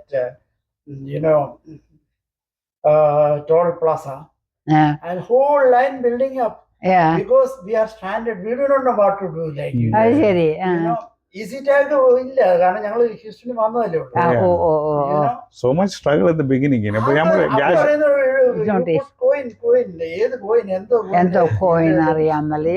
അന്ന് gas സ്റ്റേഷനിൽ ഒരു മാപ്പ് കിട്ടുമായിരുന്നു, ഹൂസ്റ്റണിന്റെ മാപ്പ് നോക്കിയിട്ടൊക്കെയാണ് പോകുന്നത്. പക്ഷെ ഇങ്ങനെ നോക്കി ഇപ്പോൾ drive ചെയ്യുമ്പോൾ ചിലപ്പോൾ വണ്ടി പഠിച്ചല്ല അടുത്ത ലൈനിലായിരിക്കും വണ്ടിയെ. എന്തൊരു ഡേഞ്ചർ, ജോലി അന്വേഷിച്ച് പോകുന്നതാണ്. എന്നിട്ട് എന്റെ പുറകിലുണ്ടായിരുന്ന കറമ്പി വന്നിട്ട് അവള് പൈസ ഇട്ട് ഞങ്ങൾ ഓർക്കും ഇപ്പോൾ എന്തോ ഈ ഒരു 25 ഇത് ഇടണം, 4 ഇടണേ, അപ്പോഴാ തുറക്കുന്നത്. ഓ ഓക്കെ. ഇപ്പൊ മനസ്സിലായില്ലേ? തുറക്കത്തുള്ളൂ. ആ കോയിൻ അവരുടെ വണ്ടിക്കകത്ത് കോയിൻ ഇങ്ങനെ കിടക്കുകയല്ലേ, കാരണം അവൾ എപ്പോഴും യൂസ് ചെയ്യുന്നുണ്ട്. നമ്മുടെ വണ്ടിയിലുണ്ടോ? അതെ അതെ അതെ. അതുപോലെ ആ ഒരു ഹോസ്പിറ്റലിൽ പോവുകയും അവിടെ ഞാനൊരു നേഴ്സ് പേഷ്യനോട് ഇടപെടുന്ന കണ്ടപ്പോൾ എനിക്ക് മനസ്സിന് ഒത്തിരി പ്രയാസം ഉണ്ടായത്. അന്ന് ആ ചെറുപ്പത്തിലെ 10-12 വയസ്സുള്ളപ്പോൾ തീരുമാനിച്ചു എനിക്ക് നേഴ്സിങ്ങിന് പോകാൻ. ദൈവം അനുവദിച്ചെങ്കിൽ പോകണമെന്നുള്ളത്. അങ്ങനെയൊക്കെ ജീവിച്ച് വരുമ്പോഴാണ് പിന്നെ ഹൈസ്കൂളൊക്കെ പാസ്സായി. അങ്ങനെ ഓക്കെ. അന്നത്തെ ചില ടീച്ചേഴ്സിൻ്റെ ഒക്കെ പേര് ഞാൻ ഓർക്കുന്നുണ്ട്. മാത്യു സാർ, അങ്ങേര് വാഴൂരിൽ നിന്ന് വരുന്ന ഒരാളായിരുന്നു. ഒരു ജോസഫ് സാറ്, അത് സയൻസ് പഠിപ്പിക്കുന്ന സാറായിരുന്നു. പിന്നെ മാത്ത് പഠിപ്പിക്കുന്ന, പിന്നെ ഇംഗ്ലീഷ് പഠിപ്പിക്കുന്ന ഒരു ഏലിയാമ്മ ടീച്ചർ, അവരുടെ അച്ഛൻ്റെ മകളായിരുന്നു. അത് അച്ഛൻ്റെ വൈഫായിരുന്നു, മകളായിരുന്നു. ഞാൻ MGM ഹൈസ്കൂളിലാണ് ഞാൻ പഠിച്ചുകൊണ്ടിരുന്നത്. അത് പറയാൻ പാടില്ല, മാനേജ്മെൻറ്റ് സ്കൂൾ, പ്രൈവറ്റ് സ്കൂളാണ്. പിന്നെ സ്കറിയ സാറ്, അത് 2 സ്കറിയ സാറുണ്ട്. ഒരു ഉണ്ട സ്കറിയ സാറിനും മറ്റേ നീളമുള്ള സ്കറിയ സാറിനൊക്കെ ഞങ്ങൾ പേര് വിളിച്ച്. ഒരു ഉണ്ടല്ലോ പിള്ളേരുടെ കളിയല്ലേ, അന്നേരം കളിക്കുകയും പിടിക്കുകയും സ്പോർട്സിലൊക്കെ കൂടുമ്പോൾ, സ്പോർട്സിനൊന്നും അത്ര വലിയ എൻ്റെ ആങ്ങളെ പോലുള്ള മിടുക്ക് ഞങ്ങൾക്ക് ആർക്കില്ലായിരുന്നു. ഒക്കെ കൂടുകയും ഇടിക്കുകയും കളിച്ചും ഒക്കെ നടന്നു. എനിവേ അങ്ങനെ ഹൈസ്കൂളൊക്കെ പാസ്സായ കാര്യം ഞാൻ മുമ്പേ പറഞ്ഞു. പിന്നെ എൻ്റെ സിസ്റ്റർ, എൻ്റെ ഇളയ 2 സിസ്റ്റേഴ്സ് ഉണ്ട്. ഒന്ന് പിന്നെ ശോശാമ്മ, സൂസി എന്ന് വിളിക്കുന്നു. അവളെ ഇവിടെ ഉണ്ട്. പിന്നെ ഹൈസ്കൂളൊക്കെ കഴിഞ്ഞു, പഠിച്ചു. അവിടെയൊക്കെ കല്യാണം നേരത്തെ കഴിഞ്ഞു. നാട്ടിലെ കാര്യമെല്ലാം ചെറുപ്പത്തിലെ കല്യാണം കഴിപ്പിക്കണം. ചെറുപ്പത്തിലെ കല്യാണം കഴിഞ്ഞു. 3-4 പിള്ളേരുണ്ട്. അവരൊക്കെ ദേ ഓൾ സെറ്റിൽഡ് ഹിയറിനാണ്. അതിൻ്റെ ഇളയത് പിന്നെ സൂസ് എന്ന് പറയും, അല്ലെങ്കിൽ കുഞ്ഞുഞ്ഞമ്മയെന്ന് ഞങ്ങളിപ്പോൾ വിളിക്കുന്നു.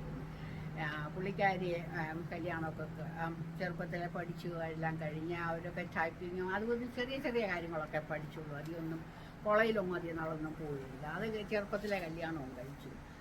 അവർക്ക് 3 പിള്ളേരുണ്ട്. അവർ സെറ്റിൽഡ് ഓഫ് ഹിയർ. പിന്നെ ഏറ്റവും ഇളയ ബ്രദറിൻ്റെ പേര് ഞങ്ങൾ വീട്ടിൽ വിളിക്കുന്ന കുഞ്ഞുഞ്ഞൂട്ടി എന്നാണ്. പക്ഷേ ഇവിടെ വന്ന് പുള്ളിക്ക് ആ പേര് അത്ര ഇഷ്ടമല്ല. അതുകൊണ്ട് ജോൺ വർഗീസ് എന്ന്, ജോണെന്ന് ഫസ്റ്റ് നെയിം അങ്ങാക്കി. ജോൺ വർഗീസാണ് ഞങ്ങളുടെ ലാസ്റ്റ് നെയിം. വർഗീസ് എന്നുണ്ട്. അവർ പിന്നെ പഠിക്കാനൊക്കെ വലിയ മിടുക്കല്ലേലും മിടുക്കരൊക്കെ ആയിരുന്നു. കോളേജ് എല്ലാം കഴിഞ്ഞ് CMS കോളേജിലാണ് പഠിച്ചത്. എല്ലാം കഴിഞ്ഞ് പിന്നെ ഇവിടെ വരാൻ ഒത്തു. കല്യാണം കഴിച്ചു. അവർക്ക് 3 പിള്ളേരുണ്ട്. അവരിവിടെ സെറ്റിലായിട്ടുണ്ട്. വളരെ പ്രെയർ ഓഫ് മാൻ. എൻ്റെ പ്രദേശം എല്ലാവരും, എനിക്ക് പറയാനും സന്തോഷിക്കാനുള്ള എല്ലാവരും അവർ ദൈവത്തെ അറിഞ്ഞ് ജീവിക്കുന്നവരാണ്. അതിൽ വളരെ സന്തോഷമുണ്ട്. അവരിവിടെ സെറ്റിലായിട്ടുണ്ട്. പിന്നെ ആ കാലത്ത് കോട്ടയത്തിനൊക്കെ പോകുന്ന യാത്ര, അന്നത്തെ യാത്ര വലിയതാണ്. ഞങ്ങൾ ഈ സ്കൂളിലൊക്കെ പോകുന്നത്, ഞാൻ ആലമ്പള്ളി സ്കൂളിൽ നിന്നൊക്കെ പറഞ്ഞില്ല, അവിടെ 2.5 മൈലോളം ഉണ്ടെന്ന് എനിക്ക്. അത് മേബി 3 മൈൽസ്, കാരണം എക്സാക്ട്ലി. ആ സമയത്തൊന്നും ബസ്സും ഇല്ല, പിന്നെ കാറും ഇല്ല, ഒന്നുമില്ല. ഞങ്ങൾ നടക്കണം. കൊച്ചു പിള്ളേരാണ്. 7 ഒക്കെ ഞാനിപ്പോൾ ഓർക്കുമായിരുന്നു. 7 വയസ്സുള്ള 7 വയസ്സുള്ളതൊക്കെ പിള്ളേർ എത്രയും നടന്ന് സ്കൂളിൽ കൊണ്ടുവിട്ടാൽ ഞാൻ ഓർക്കുമായിരുന്നു എങ്ങനെ പേരൻസ് വിടാനൊക്കും. പക്ഷെ അവരെന്തോ ചെയ്യാനൊക്കുന്നു, അങ്ങനെ വിട്ടേ വെക്കുന്നു. ആ സ്കൂൾ നിറച്ച് പിള്ളേരും ഉണ്ട്. അന്നത്തെയൊക്കെ ഈ സാറുമാരൊക്കെ ആണെങ്കിലും ഒരു ദയയില്ലാത്തവരാണ്. ചുമ്മാ കൊച്ചു കാര്യത്തിനൊക്കെ തല്ലുമായിരുന്നു. ഇന്നിപ്പം തല്ലുക എന്ന് പറഞ്ഞെന്നാൽ അങ്ങനെ ഒരു കാര്യമേ ഇല്ലല്ലോ. അന്നേരം പിന്നെ കൊച്ചു കാര്യത്തിൽ പ്രത്യേകിച്ച് ഒരു രാമൻ നായർ എന്നും പറഞ്ഞു ഒരു സാറ് വരുന്ന കേൾക്കുമ്പോഴത്തേക്ക് ഞങ്ങൾക്കെല്ലാം ഈ പേടിയാണ്, ഭയങ്കര പേടിയാണ്. ഈ ചൂരവടിയും കൊണ്ടാണ് വരുന്നത്. ഈ മാപ്പൊക്കെ അങ്ങോട്ട് ഇട്ടേച്ച് ഇങ്ങനെ കാണിച്ചിട്ട് പോയി ഇങ്ങോട്ട് പോവാം അത് കാണിക്കും ഇവിടെ ഇന്നതാണ് ആർക്കറിയാം ഇതൊന്നും അറിയത്തില്ല. അന്നത്തൊക്കെ എന്ത് ശരിക്കും ഇവിടെ നമ്മൾ പഠിപ്പിക്കുന്നവരൊന്നും ശരിക്കും പഠിപ്പിക്കാതെ അങ്ങനെയൊക്കെ ആ കാലത്തൊക്കെ സ്കൂളിൽ പോകുന്ന പേടിച്ചെന്ന് അത്ര അടി കിട്ടും എന്നുള്ള പേടിക്കാണ് സ്കൂളിലൊക്കെ പോകുന്നത്. എനിവേ ആ കാലങ്ങളൊക്കെ കഴിഞ്ഞെന്ന് പറഞ്ഞാൽ മതി. അങ്ങനെ പല ഡ്രോയിങ് മാസ്റ്റർ കളിക്ക് വിടുന്ന അതിനൊക്കെ പോകാൻ വലിയ സന്തോഷമാണ്. അവിടെയൊക്കെ ഞങ്ങൾ ഈ നടന്നാണ് പോകുന്നത്. നടന്ന് രാവിലെയും വൈകിട്ടും നടക്കണം. അത് അതിനിടയ്ക്ക് ചിലപ്പോൾ തന്നെ പോകേണ്ടി വരും. ഞങ്ങൾ ചേട്ടത്തി അനിയത്തി എന്ന് പറയുന്നത് അതിലും ചെറുതായി കൊച്ചല്ലേ, പിന്നെ അയൽവക്കംകാർ പിള്ളേരൊക്കെ കാണും. എന്നാൽ അവരൊന്നും ഇല്ലാതെ തന്നെ പോകുമ്പോൾ അന്നൊക്കെ പറഞ്ഞ് പേടിപ്പിക്കും, പിള്ളേരെ പിടുത്തക്കാരുണ്ടെന്നും പറഞ്ഞു. അയ്യോ പേടിച്ചോടുന്നതൊക്കെ എപ്പോഴും ഞാൻ ഓർക്കുന്നുണ്ട്. ശകലം താമസിച്ചു പോയി അപ്പച്ചനും എൻ്റെ ഫാദർ വലിയ ഓടി ആ വഴിയെ കൂടി എല്ലാം പേടിച്ച് ഞങ്ങൾ ഇവിടെയാണെന്നറിയാൻ ഓടി വന്ന് ഞങ്ങളെ പിന്നെ റെസ്ക്യൂ ചെയ്ത് കൊണ്ടുപോകുന്നതൊക്കെ ഞാൻ ഓർക്കുന്നുണ്ട്. അങ്ങനെ ഞങ്ങളുടെ പിന്നെ എലിമെൻ്ററി സ്കൂളിൻ്റെ വിദ്യാഭ്യാസം 8ാം ക്ലാസ് വരെ അവിടെ കഴിഞ്ഞു. അന്ന് SSLC ആണോ അതോ 10ാം ക്ലാസ്? SSLC. അതേത് വർഷമാണ്? 61 SSLC പാസ്സായി. അത് കഴിഞ്ഞ് പിന്നെ കോളേജിൽ പോയോ? ഇല്ല, നേരിട്ട് നഴ്സിങ്ങിന് പോയോ? Thank you. അത് നമുക്ക് അടുത്തത് പറയാം. ഓക്കെ. അവിടെ 4 വർഷം ട്രെയിനിങ് ആണെന്ന് ഞാൻ പറഞ്ഞല്ലോ. 3 വർഷത്തെ ജനറൽ നേഴ്സിങ്. അത് കഴിഞ്ഞിട്ട് അതെല്ലാം പാസ്സായി കഴിഞ്ഞെന്നാൽ ഞങ്ങൾ 12 പേരെ അവിടെ പിന്നെ ഹയർ ചെയ്ത്. അവിടെ അധികം പേരെ ഹയർ ചെയ്യത്തില്ല, കാരണം അവിടുത്തെ ടെസ്റ്റൊക്കെ ഇച്ചിരി ഹാർഡാണ്. അതുകൊണ്ട് പലരും ഔട്ട്സൈഡിൽ പിന്നെ ഇതിലേക്കാണ് പോകുന്നത്. പിന്നെ ബോംബെ, പിന്നെ ബീഹാർ, അവിടെ ഇവിടെയൊക്കെ പല സ്ഥലം അവിടെ ഈസി ആയിട്ട് കിട്ടുമായിരുന്നു. ഇവിടെ ഇച്ചിരി ഹാർഡായതുകൊണ്ട് അധികം പേരെ എടുക്കത്തില്ല. അത് തന്നെയല്ല, പിന്നെ അത് എല്ലാ മതത്തിൽ നിന്നും 3-4 പേരെ എടുക്കണം, ഇത്ര പെർസെൻറ്റേജ് എടുക്കണമെന്നുണ്ടായിരുന്നു. അതുകൊണ്ട് ഹിന്ദുക്കളായിട്ട് എൻ്റെ കൂടെ ഒരാളുണ്ടായിരുന്നു. പിന്നെ താന്നയാതി ഉണ്ടല്ലോ, അങ്ങനെ നമുക്ക് അവിടെ ഉള്ളതുകൊണ്ട് അങ്ങനെ താന്നയാതിക്കാർ ഒരാളെ എടുക്കും. പിന്നെ അങ്ങനെയായിരുന്നു. ഞങ്ങൾ ബ്രദറുകാർ 4 പേരുണ്ടായിരുന്നു. പെന്തക്കോസുകാരാരുമില്ലായിരുന്നു. പിന്നെ മർത്തോമക്കാർ കുറച്ച് പേരുണ്ടായിരുന്നു. CSIക്കാർ 2 പേരുണ്ടായിരുന്നു. ഇങ്ങനെ കുറച്ച് പേര്. ഒരാളുടെ പേര് റേച്ചൽ ജോർജ്, ഒരാളുടെ പേര് അന്നമ്മ മാത്യു. അത് unfortunately they had to fire her for some reason. Anyway അത് കഴിഞ്ഞ് മേരിക്കുട്ടി എന്ന് പറഞ്ഞ ഒരാൾ, പുള്ളിക്കാരി കൂടി ഉണ്ട്, എൻ്റെ ഒരു ക്ലോസ് ഫ്രണ്ടാണ്. പുള്ളിക്കാരി കൂടി ഉണ്ട്, ഇവിടെ വന്നിട്ടുണ്ട്. പിന്നെ പലരും വേറെ പലരുണ്ട്. ഒരു സാൽവേഷൻ ആർമിക്കാരി, ഒരു PS അന്നമ്മ എന്നാണ് അത് അവരുടെ അപ്പനും അമ്മയൊക്കെ ഈ സാൽവേഷൻ ആർമിയിലെ വലിയ ആൾക്കാരായിരുന്നു. അവരൊക്കെ പുള്ളിക്കാരി എനിക്കൊന്ന് ഷിക്കാഗോയ്ക്ക് പഠിച്ചൊക്കെ കഴിഞ്ഞ് പോയി. മറ്റുള്ള പലരും പേർഷ്യൻ ഗൾഫിലും പിന്നെ നോർത്ത് ഇന്ത്യയിലൊക്കെ ആയിരുന്നു. ആക്ച്വലി ഞാൻ മുമ്പേ മെൻഷൻ ചെയ്തതുപോലെ ഞാൻ മാത്രമേ അമേരിക്കയ്ക്ക് ആദ്യമായിട്ട് പോകുന്നുള്ളൂ. അവിടുന്ന് തിരുവല്ല ഹോസ്പിറ്റലിൽ ആദ്യമായിട്ട് ഞാനാണ് പോകുന്നത്. അതുകൊണ്ട് ഞാൻ പറഞ്ഞല്ലോ, അവർക്കെല്ലാം വളരെ ഒരു എക്സൈറ്റ്മെൻ്റ് ആയിരുന്നു. Everybody help me, doctors, nurses, tutors, especially foreign ഡോക്ടേഴ്സും ട്യൂട്ടേഴ്സും അവരൊക്കെ എന്നെ വളരെ ഹെൽപ്പ് ചെയ്തു. ഇവിടെ വന്നു കഴിഞ്ഞാണെങ്കിലും അവർ ലെറ്റർ അയക്കുകയും വെക്കുകയും വളരെ എൻകറേജ്മെൻ്റ് ആയിരുന്നു. പിന്നെ അവിടുത്തെ ഡോക്ടേഴ്സ്, പഴയ ഡോക്ടേഴ്സ് എല്ലാവർക്കും ഡോക്ടർ ചാക്കോ, അത് ലേഡി ഡോക്ടർ മേരി ചാക്കോ, പിന്നെ മേരി ലൂക്കെ, ഡോക്ടർ ജോർജ്, ഡോക്ടർ മോളി, ഇങ്ങനെ 3-4 പേര്. അന്ന് 3 ഡോക്ടേഴ്സുള്ള അവിടെ തിരുവല്ലയിൽ. ഇന്നിപ്പോൾ ഒരു ലോട്ട് ഓഫ് ഡോക്ടേഴ്സിനോ അവരൊക്കെ റിട്ടയർ ചെയ്തെല്ലാം അവരൊക്കെ മൺമറഞ്ഞു കഴിഞ്ഞു. അവരൊക്കെയായിരുന്നു അന്നത്തെ പ്രധാനമായിട്ടുള്ള. പിന്നെ ഒരു വർഷത്തെ ബോണ്ട് എവിടെയാണ് ചെയ്തത്? 1 വർഷം ഞങ്ങൾക്ക് ബോണ്ടുണ്ട്. അത് ഞാൻ വാഴൂര്, അത് അവിടുത്തെ തിരുവല്ല മെഡിക്കൽ മിഷൻ്റെ പിന്നെ ബ്രാഞ്ച് ഹോസ്പിറ്റലാണ്. തിരുവല്ല വാഴൂരും റാന്നിയും ഇത് ബ്രാഞ്ച് ഹോസ്പിറ്റലാണ്. ഞങ്ങളെ കുറേ പേരെ റാന്നിക്ക് വിടും, കുറേ പേരെ വാഴൂർക്ക് വിടും. ഞങ്ങൾ 3 പേര് വാഴൂരാണ് പോയത്. വാഴൂർ 6 മാസം നിൽക്കണം. 6 മാസത്തെ കഴിഞ്ഞിട്ട് ഞങ്ങൾക്ക് തിരിച്ചു വരാം. തിരിച്ച് വന്നു കഴിഞ്ഞിട്ട് പിന്നെ അവിടെ ഞാൻ പിന്നെയുള്ള എൻ്റെ ട്രയൽ മുഴുവൻ എനിക്ക് ഇങ്ങോട്ട് അമേരിക്ക ഓർ ഇംഗ്ലണ്ട് ഇതായിരുന്നു.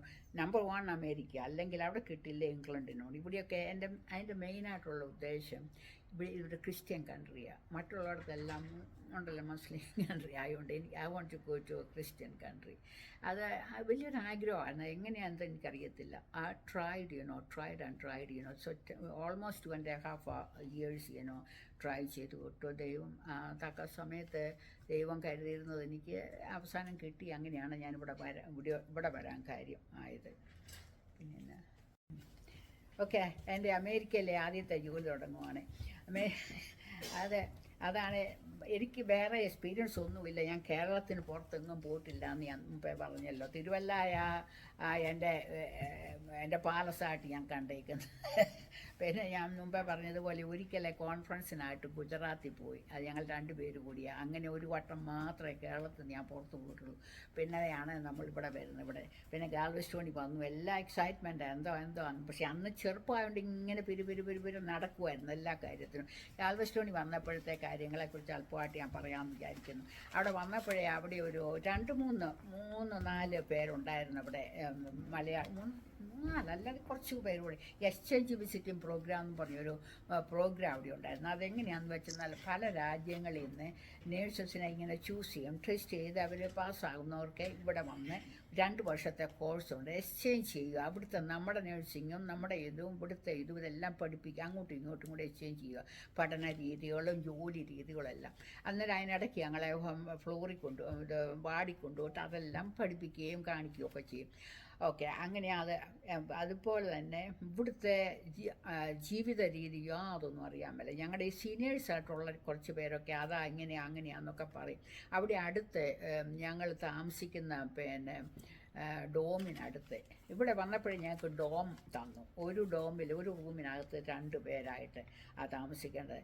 അവിടുന്ന് ഈ അന്നും ഉണ്ട് ക്രോഗറെ അവിടുന്ന് 1 മൈലോളം നടക്കണം. അവിടെ നടന്നാലും പോകുന്ന അവിടെ കാട്ടും കൊണ്ട് പോയി കുറച്ച് ഫുഡും ഒക്കെ മേടിച്ചുകൊണ്ട് വന്ന് നമുക്ക് ഉണ്ടാക്കി കൊടുക്കുകയൊക്കെ ചെയ്യാം. പിന്നെ ചിലർ അവിടെ കുറച്ച് നേരത്തെ വന്നിട്ട് 1 വർഷം മുമ്പൊക്കെ വന്നിട്ട് 1-2 വർഷം ചിലരൊക്കെ മനസ്സറിഞ്ഞൊക്കെ റൈഡ് തരും. അല്ലെങ്കിൽ പിന്നെ ഞങ്ങളങ്ങ് നടക്കും. ചെറുപ്പമായതുകൊണ്ട് അതൊന്നും ഒരു കാര്യമായിട്ട് എടുത്തില്ല. അത്യാവശ്യത്തിന് വല്ല മേടിച്ചാൽ മതിയല്ലോ. അധികം ഒന്നും മേടിക്കാനും എടുക്കാൻ ഒന്നാമത് കൈ പൈസയില്ല. തീരെ വളരെ അതും ഒരു ഡിഫിക്കൽട്ടായിരുന്നു. നമുക്ക് $7 കൊണ്ടുവരാനൊക്കത്തുള്ളൂ. ഇവർ സ്റ്റൈഫൻഡ് തരുമായിരുന്നു. അത് അന്ന് $2-2.5 അതാണ് പിന്നെ 1 മണിക്കൂറിന് തരുന്നത്. അന്നേരം ഒരു മാസം അതൊരു മാസത്തിലൊന്നേ തരത്തുള്ളൂ. ഇപ്പോഴൊക്കെയാണ് എവരി 2 weeks ആണല്ലോ. അന്ന് മാസത്തിലൊന്ന്. അത് കിട്ടുന്നിടം വരെ വെയിറ്റ് ചെയ്യണം. എനിവേ എൻ്റെ ഒരു ഫ്രണ്ട് ഡാളസിലുണ്ടായിരുന്നു. അതിനോട് ഞാൻ പറഞ്ഞു എനിക്ക് ഒരു $50 അയച്ചു തരണം, അല്ലാതെ ഈ എൻഡ് ഓഫ് മന്ത് വരെ ജീവിക്കാൻ പ്രയാസമുണ്ട്, മറ്റുള്ള ആരോടാണ് ചോദിക്കുന്നത് എന്നും കൊണ്ട്. പിന്നെ ആ പുള്ളിക്കാരി, അതിൻ്റെ പേര് ലീലാമ്മ എന്നാണ്, പുള്ളിക്കാരി എനിക്ക് $50 അയച്ചു തന്നു. അതുകൊണ്ടാണ് ഒരു മാസം ഒരു വിധത്തിലൊക്കെ കഴിച്ചത്. പിന്നെ ഞങ്ങളുടെ ഇവിടെ ഉണ്ടായിരുന്ന അവരൊക്കെ കുറേ നല്ല ആൾക്കാരായിരുന്നു. കൊച്ചു കാര്യങ്ങളൊക്കെ ഞങ്ങൾക്ക് യൂണിഫോമും ഒക്കെ അവർ തന്നു ഞങ്ങൾക്ക്. അതെല്ലാം പോയി മേടിക്കണം. യൂണിഫോമും പിന്നെ ഷൂസ്, കൊച്ചു കാര്യങ്ങളൊക്കെ തീരെ കുറച്ച് കാര്യങ്ങളെ ഞങ്ങൾ മേടിച്ചുള്ളൂ. കാരണം മേടിക്കാൻ കൈ പൈസയില്ല.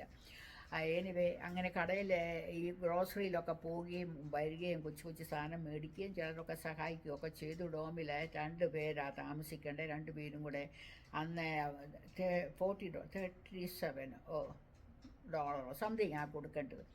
അതും പിന്നെ ഞങ്ങളെ കൊണ്ടുവന്നപ്പോഴാണെങ്കിൽ UTMPക്കാർ ഞങ്ങളുടെ ഫെയർ കൊടുത്തു. പക്ഷേങ്കിൽ അത് ഞങ്ങൾ തിരിച്ചു കൊടുക്കണം. അത് പൈസ കിട്ടാൻ തുടങ്ങുമ്പോഴേ നമ്മൾ തിരിച്ചയക്കണം. അത് കുറേ സ്മോൾ എമൗണ്ട് വീതം അവരെടുക്കത്തുള്ളൂ.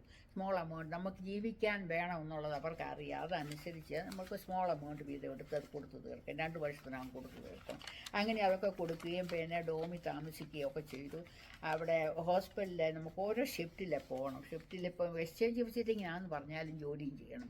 ജോലി ചെയ്താലേ അതിനായി സ്റ്റൈഫൻഡ് തരുന്നത്. എനിവേ അങ്ങനെ പിന്നെ ഇടയ്ക്ക് ഓരോ ഷിഫ്റ്റും, അതിൽ കൂടുതലും മോർണിംഗും ഈവനിങ്ങും ഒക്കെ ഉണ്ട്. ഈവനിങ്ങിൽ ഒക്കെ ഷിഫ്റ്റ് ചെയ്തുകൊണ്ടിരിക്കുന്ന ഒരു ഇൻസിഡൻറ്റ് ഇപ്പോൾ പറയാൻ തോന്നുന്നു.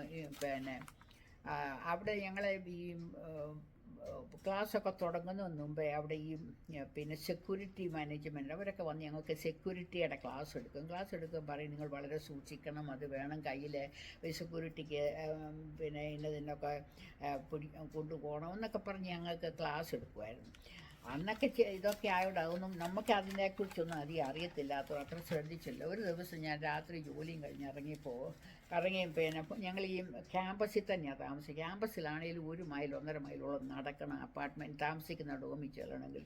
ഒരു ദിവസം ഇങ്ങനെ ഇറങ്ങി അങ്ങോട്ട് പോവുക ഞാൻ വൈകിട്ട്. അന്ന് ഭയങ്കര ബിസി. ഇവിടുത്തെ ജോലി തീർക്കാന്ന് വെച്ചാൽ എല്ലാം പരിചയമില്ലാത്തതുകൊണ്ട് സ്ലോലി എല്ലാം ചെയ്യാൻ നോക്കും. എന്നാൽ എല്ലാം ചെയ്ത് തീർക്കാതെ പോകത്തുമില്ല. അങ്ങനെ കഴിഞ്ഞിച്ച് അങ്ങോട്ട് പോകുമ്പോഴേ ഞാൻ ഇങ്ങനെ നടന്നങ്ങ് പോയി. സൈഡിൽ കൂടിയാണ് നടന്ന് പോകുമ്പോൾ എനിക്കറിയാം പുറകിൽ കൂടി എന്തോ ഒരു കാറ് വരുന്ന പോലെ എനിക്ക് തോന്നി. ഞാൻ അവിടുത്തെ ഇപ്പോൾ കാറ് ഇങ്ങനെ ഞാൻ തിരിഞ്ഞ് നോക്കാതെ ഇങ്ങനെ കണ്ണുകൊണ്ടു ഇങ്ങനെ തിരിഞ്ഞ് നോക്കി. അന്ന് എനിക്ക് മനസ്സിലായി കാറ് രണ്ട് ആൾക്കാരും ഇരിപ്പുണ്ട്.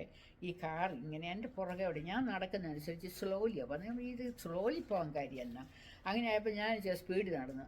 ഞാൻ ആ സ്പീഡ് നടക്കുന്നതനുസരിച്ച് ഈ കാറും ആ സ്പീഡിൽ. അന്നേരം എനിക്ക് മനസ്സിലായത് എന്തോ സംതിങ് അധികം ഉണ്ടല്ലോ എന്ന്. അന്നേരം ഞാൻ ഇച്ചിരിയോടെ സ്പീഡിലായിട്ട് ഞാൻ ഇച്ചിരി ഓടാൻ തുടങ്ങി. ഓടുന്നതനുസരിച്ച് ഈ കാർ എൻ്റെ പുറകെ. അന്നേരം എനിക്ക് പേടി വല്ലാതെയായി. എന്നാൽ ഞാൻ അന്നത്തെ നല്ലപോലെ ഓടി. അന്നേരം ഞാൻ ദൈവമേ എന്നെ രക്ഷിക്കണം, ഇതെന്തോ ഒന്നും അറിയത്തില്ലല്ലോ എന്നും കൊണ്ട് ഇങ്ങനെ പ്രാർത്ഥിച്ചുകൊണ്ട് ഞാൻ ഓടി. അങ്ങനെ ഓടി അങ്ങോട്ട് ചെന്നപ്പോൾ അവിടെ രണ്ട് കപ്പിൾസ് അവിടെ നിന്ന് വർത്തമാനം പറയുന്നു. അയ്യോ അതിനോർത്ത് ദൈവദൂതന്മാരെ പോലെ അവരെ കണ്ടപ്പം ദൈവദൂതന്മാരെൻ്റെ അടുത്ത് വന്ന പോലെ എനിക്ക് തോന്നി. ഞാൻ ഓടി അവരുടെ അടുത്ത് ചെന്നു ഞാൻ പറഞ്ഞു ഇങ്ങനെ 2 പേര്. അന്നേരം വേണ്ടോ പറയപ്പോൾ അതിലെന്താ പോയിന്നൊന്നും പേടിക്കണ്ട എന്നൊക്കെ പറഞ്ഞു. പക്ഷേ ആ വാസ് ഷേക്കിങ് ലൈക്ക് എന്നത്. പിന്നെ അവിടുന്ന് ഞങ്ങളുടെ ഡോമിൽ കയറണേ 1/2 മൈലൂടെ പോകണം. എന്നാൽ ആ 1/2 മൈൽ ആണ് ഞാൻ ഓടി വളരെ ഷേക്കോട് കൂടി അവിടെ ചെന്നിട്ട് അപ്പാർട്ട്മെൻറ്റ് തുറക്കാൻ മേല. കാരണം അങ്ങ് ഷേക്കായി. അങ്ങനെ ഒരു അനുഭവം ഉണ്ടായി. Anyway everything was okay, no problem, ദൈവം ഇന്നൊക്കെ രക്ഷിച്ചെന്ന് പറയാം. അത് ആദ്യത്തെ എൻ്റെ ഒരു അനുഭവം ഞാൻ പറഞ്ഞെന്ന് മാത്രമേ ഉള്ളൂ. അങ്ങനെ എനിവേ അവിടെ ഞങ്ങൾ 2 വർഷം കഴിച്ചു കൂട്ടി. ആ 2 വർഷം കഴിഞ്ഞ് ഈ എക്സ്ചേഞ്ച് വിസിറ്റിംഗ് പ്രോഗ്രാം എന്ന് പറഞ്ഞത് ആ 2 വർഷം ഇതൊക്കെ കഴിഞ്ഞിട്ട് നമ്മൾ തിരിച്ചു പോകണം. പിന്നെ അവിടെ അത് കഴിഞ്ഞ് നിൽക്കാനൊക്കത്തില്ല. ഗ്രീൻ കാർഡൊന്നുമില്ല ഞങ്ങൾക്ക്. ഈ 2 വർഷത്തെ എൻ്റെ മാത്രമേ വീസായുള്ളൂ. അത് ഞങ്ങളുടെ സീനിയേഴ്സൊക്കെ ഉള്ളവരെല്ലാം പിന്നെ പല രാജ്യങ്ങളിലേക്ക്, കാനഡയിൽ അന്ന് എടുക്കുമായിരുന്നു ഇങ്ങനെയുള്ളവർ. കാനഡ, പിന്നെ ഓസ്ട്രേലിയ, ന്യൂസിലൻഡ്, ഇങ്ങനെ പല രാജ്യങ്ങളിലേക്ക് പോകും. അവർക്ക് അന്നൊക്കെ കിട്ടുമായിരുന്നു പോകും. അന്നേരം ഞങ്ങളും ഇങ്ങനെ ഓർത്ത് എവിടെയെങ്കിലും പോകേണ്ടതാണ്, ഇവിടെ വന്നല്ലേ എന്നൊക്കെ ഇങ്ങോട്ടൊക്കെ ഇരിക്കുക. എവിടെയെന്നൊന്നും നിശ്ചയിച്ചില്ല. പിന്നെ 2 മാസം കൂടി ഉണ്ട്. അങ്ങനെ 2 മാസം കൂടി ഉള്ളപ്പോഴേ അന്ന് നിക്സൻ്റെ പ്രസിഡൻറ്റ് നിക്സൺ അന്ന് ഭരിച്ചുകൊണ്ടിരിക്കുന്നത്. ആ സമയത്ത് ഞങ്ങൾക്ക് ഈ UTMB എന്ന് പറയുന്നത് വലിയ സ്ഥാപനം, 1500 ബെഡ് എന്നുള്ളത്. അന്ന് ടെക്സാസിലെ ഏറ്റവും വലിയ സ്ഥാപനം അതായിരുന്നു.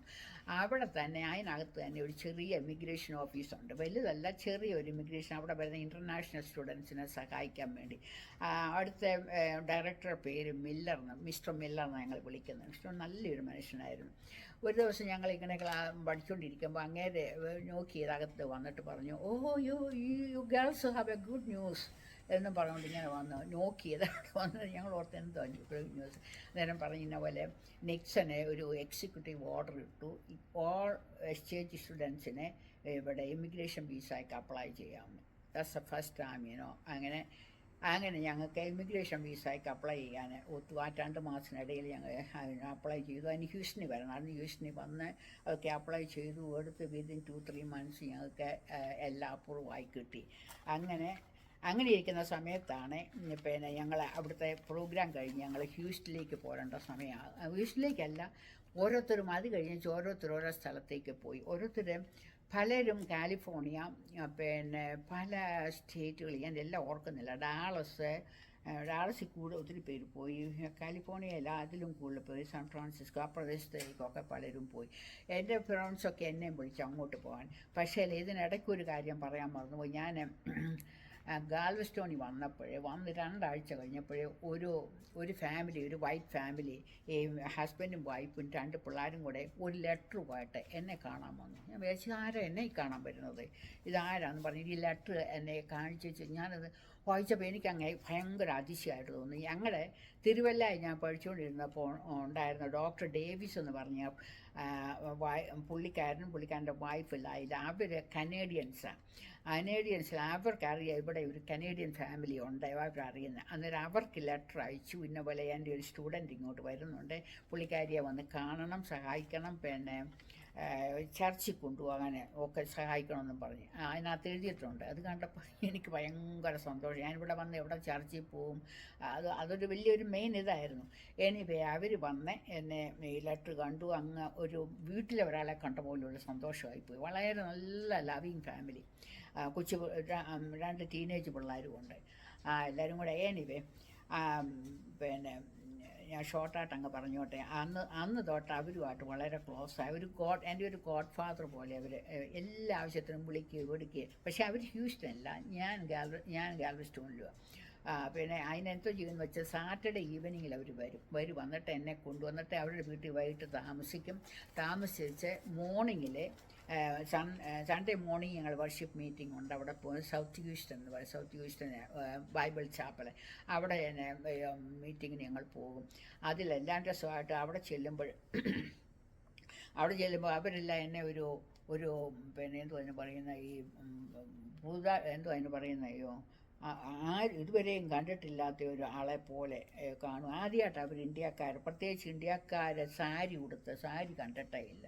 എന്നോട് ചോദിച്ചാൽ ഒത്തിരി ആൾക്കാരുള്ളൊരു ചർച്ച, എന്നോട് ചോദിച്ചാൽ ഫ്രണ്ടിൽ ഒന്നിക്കാം, എല്ലാവർക്കും ഒന്ന് കാണുമെന്ന്. എനിക്കതൊന്നും ഇഷ്ടമില്ല. Anyway I have to go and stand in front of them. അവരെല്ലാം ഇങ്ങനെ ആദ്യമായിട്ട് അവർ സാരി കാണിക്കുകയും പിന്നെ അവർ വളരെ കാര്യമായിട്ട് അന്നുതൊട്ട് ചർച്ചുകാരും ഇവരെല്ലാം ടേക്ക് കെയർ ചെയ്തു. That was A blessing. That was A prayer of my father എന്ന് മാത്രമേ എനിക്ക് പറയാനുള്ളൂ. ദൈവത്തിൻ്റെ വലിയൊരു കൃപയെന്നല്ലാതെ എനിക്കൊന്നും പറയാനില്ല. പക്ഷേ ഓക്കെ, അങ്ങനെ അതൊക്കെ കഴിഞ്ഞാൽ അതാണ് എനിക്ക് ഹ്യൂസ്റ്റണിലോട്ട് പോരാനുള്ള ആദ്യത്തെ വഴി ഒരുക്കുന്നത്. അതിനാണ് ഞാൻ ഈ ചരിത്രം പറയാൻ കാര്യം. അങ്ങനെ ഇടയ്ക്കിടയ്ക്ക് ഞങ്ങൾ ഹ്യൂസ്റ്റണിൽ പോയിരുന്നു. പിന്നെ വേറെ ഈ പുള്ളിയുടെ പേര് ജോർജ് സിഡ്നി റേ എന്നാണ്. പിന്നെ പുള്ളിക്കാരുടെ പേര് മോറി.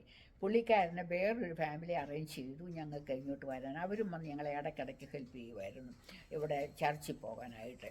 എനിവേ അതൊക്കെ കഴിഞ്ഞിട്ട് ഞങ്ങൾക്ക് അവിടെ പോകേണ്ട സമയം വന്ന് പോച്ചൊക്കെ അന്നത്തെ പേഷ്യൻസിന്റെ ഒരു സൈസ് ഒക്കെ വലിയ ഡിഫറെന്റ് ആയിരുന്നു. ബുദ്ധിമുട്ടുണ്ടായിരുന്നോ? ഓ യാ, പേഷ്യൻ കെയർ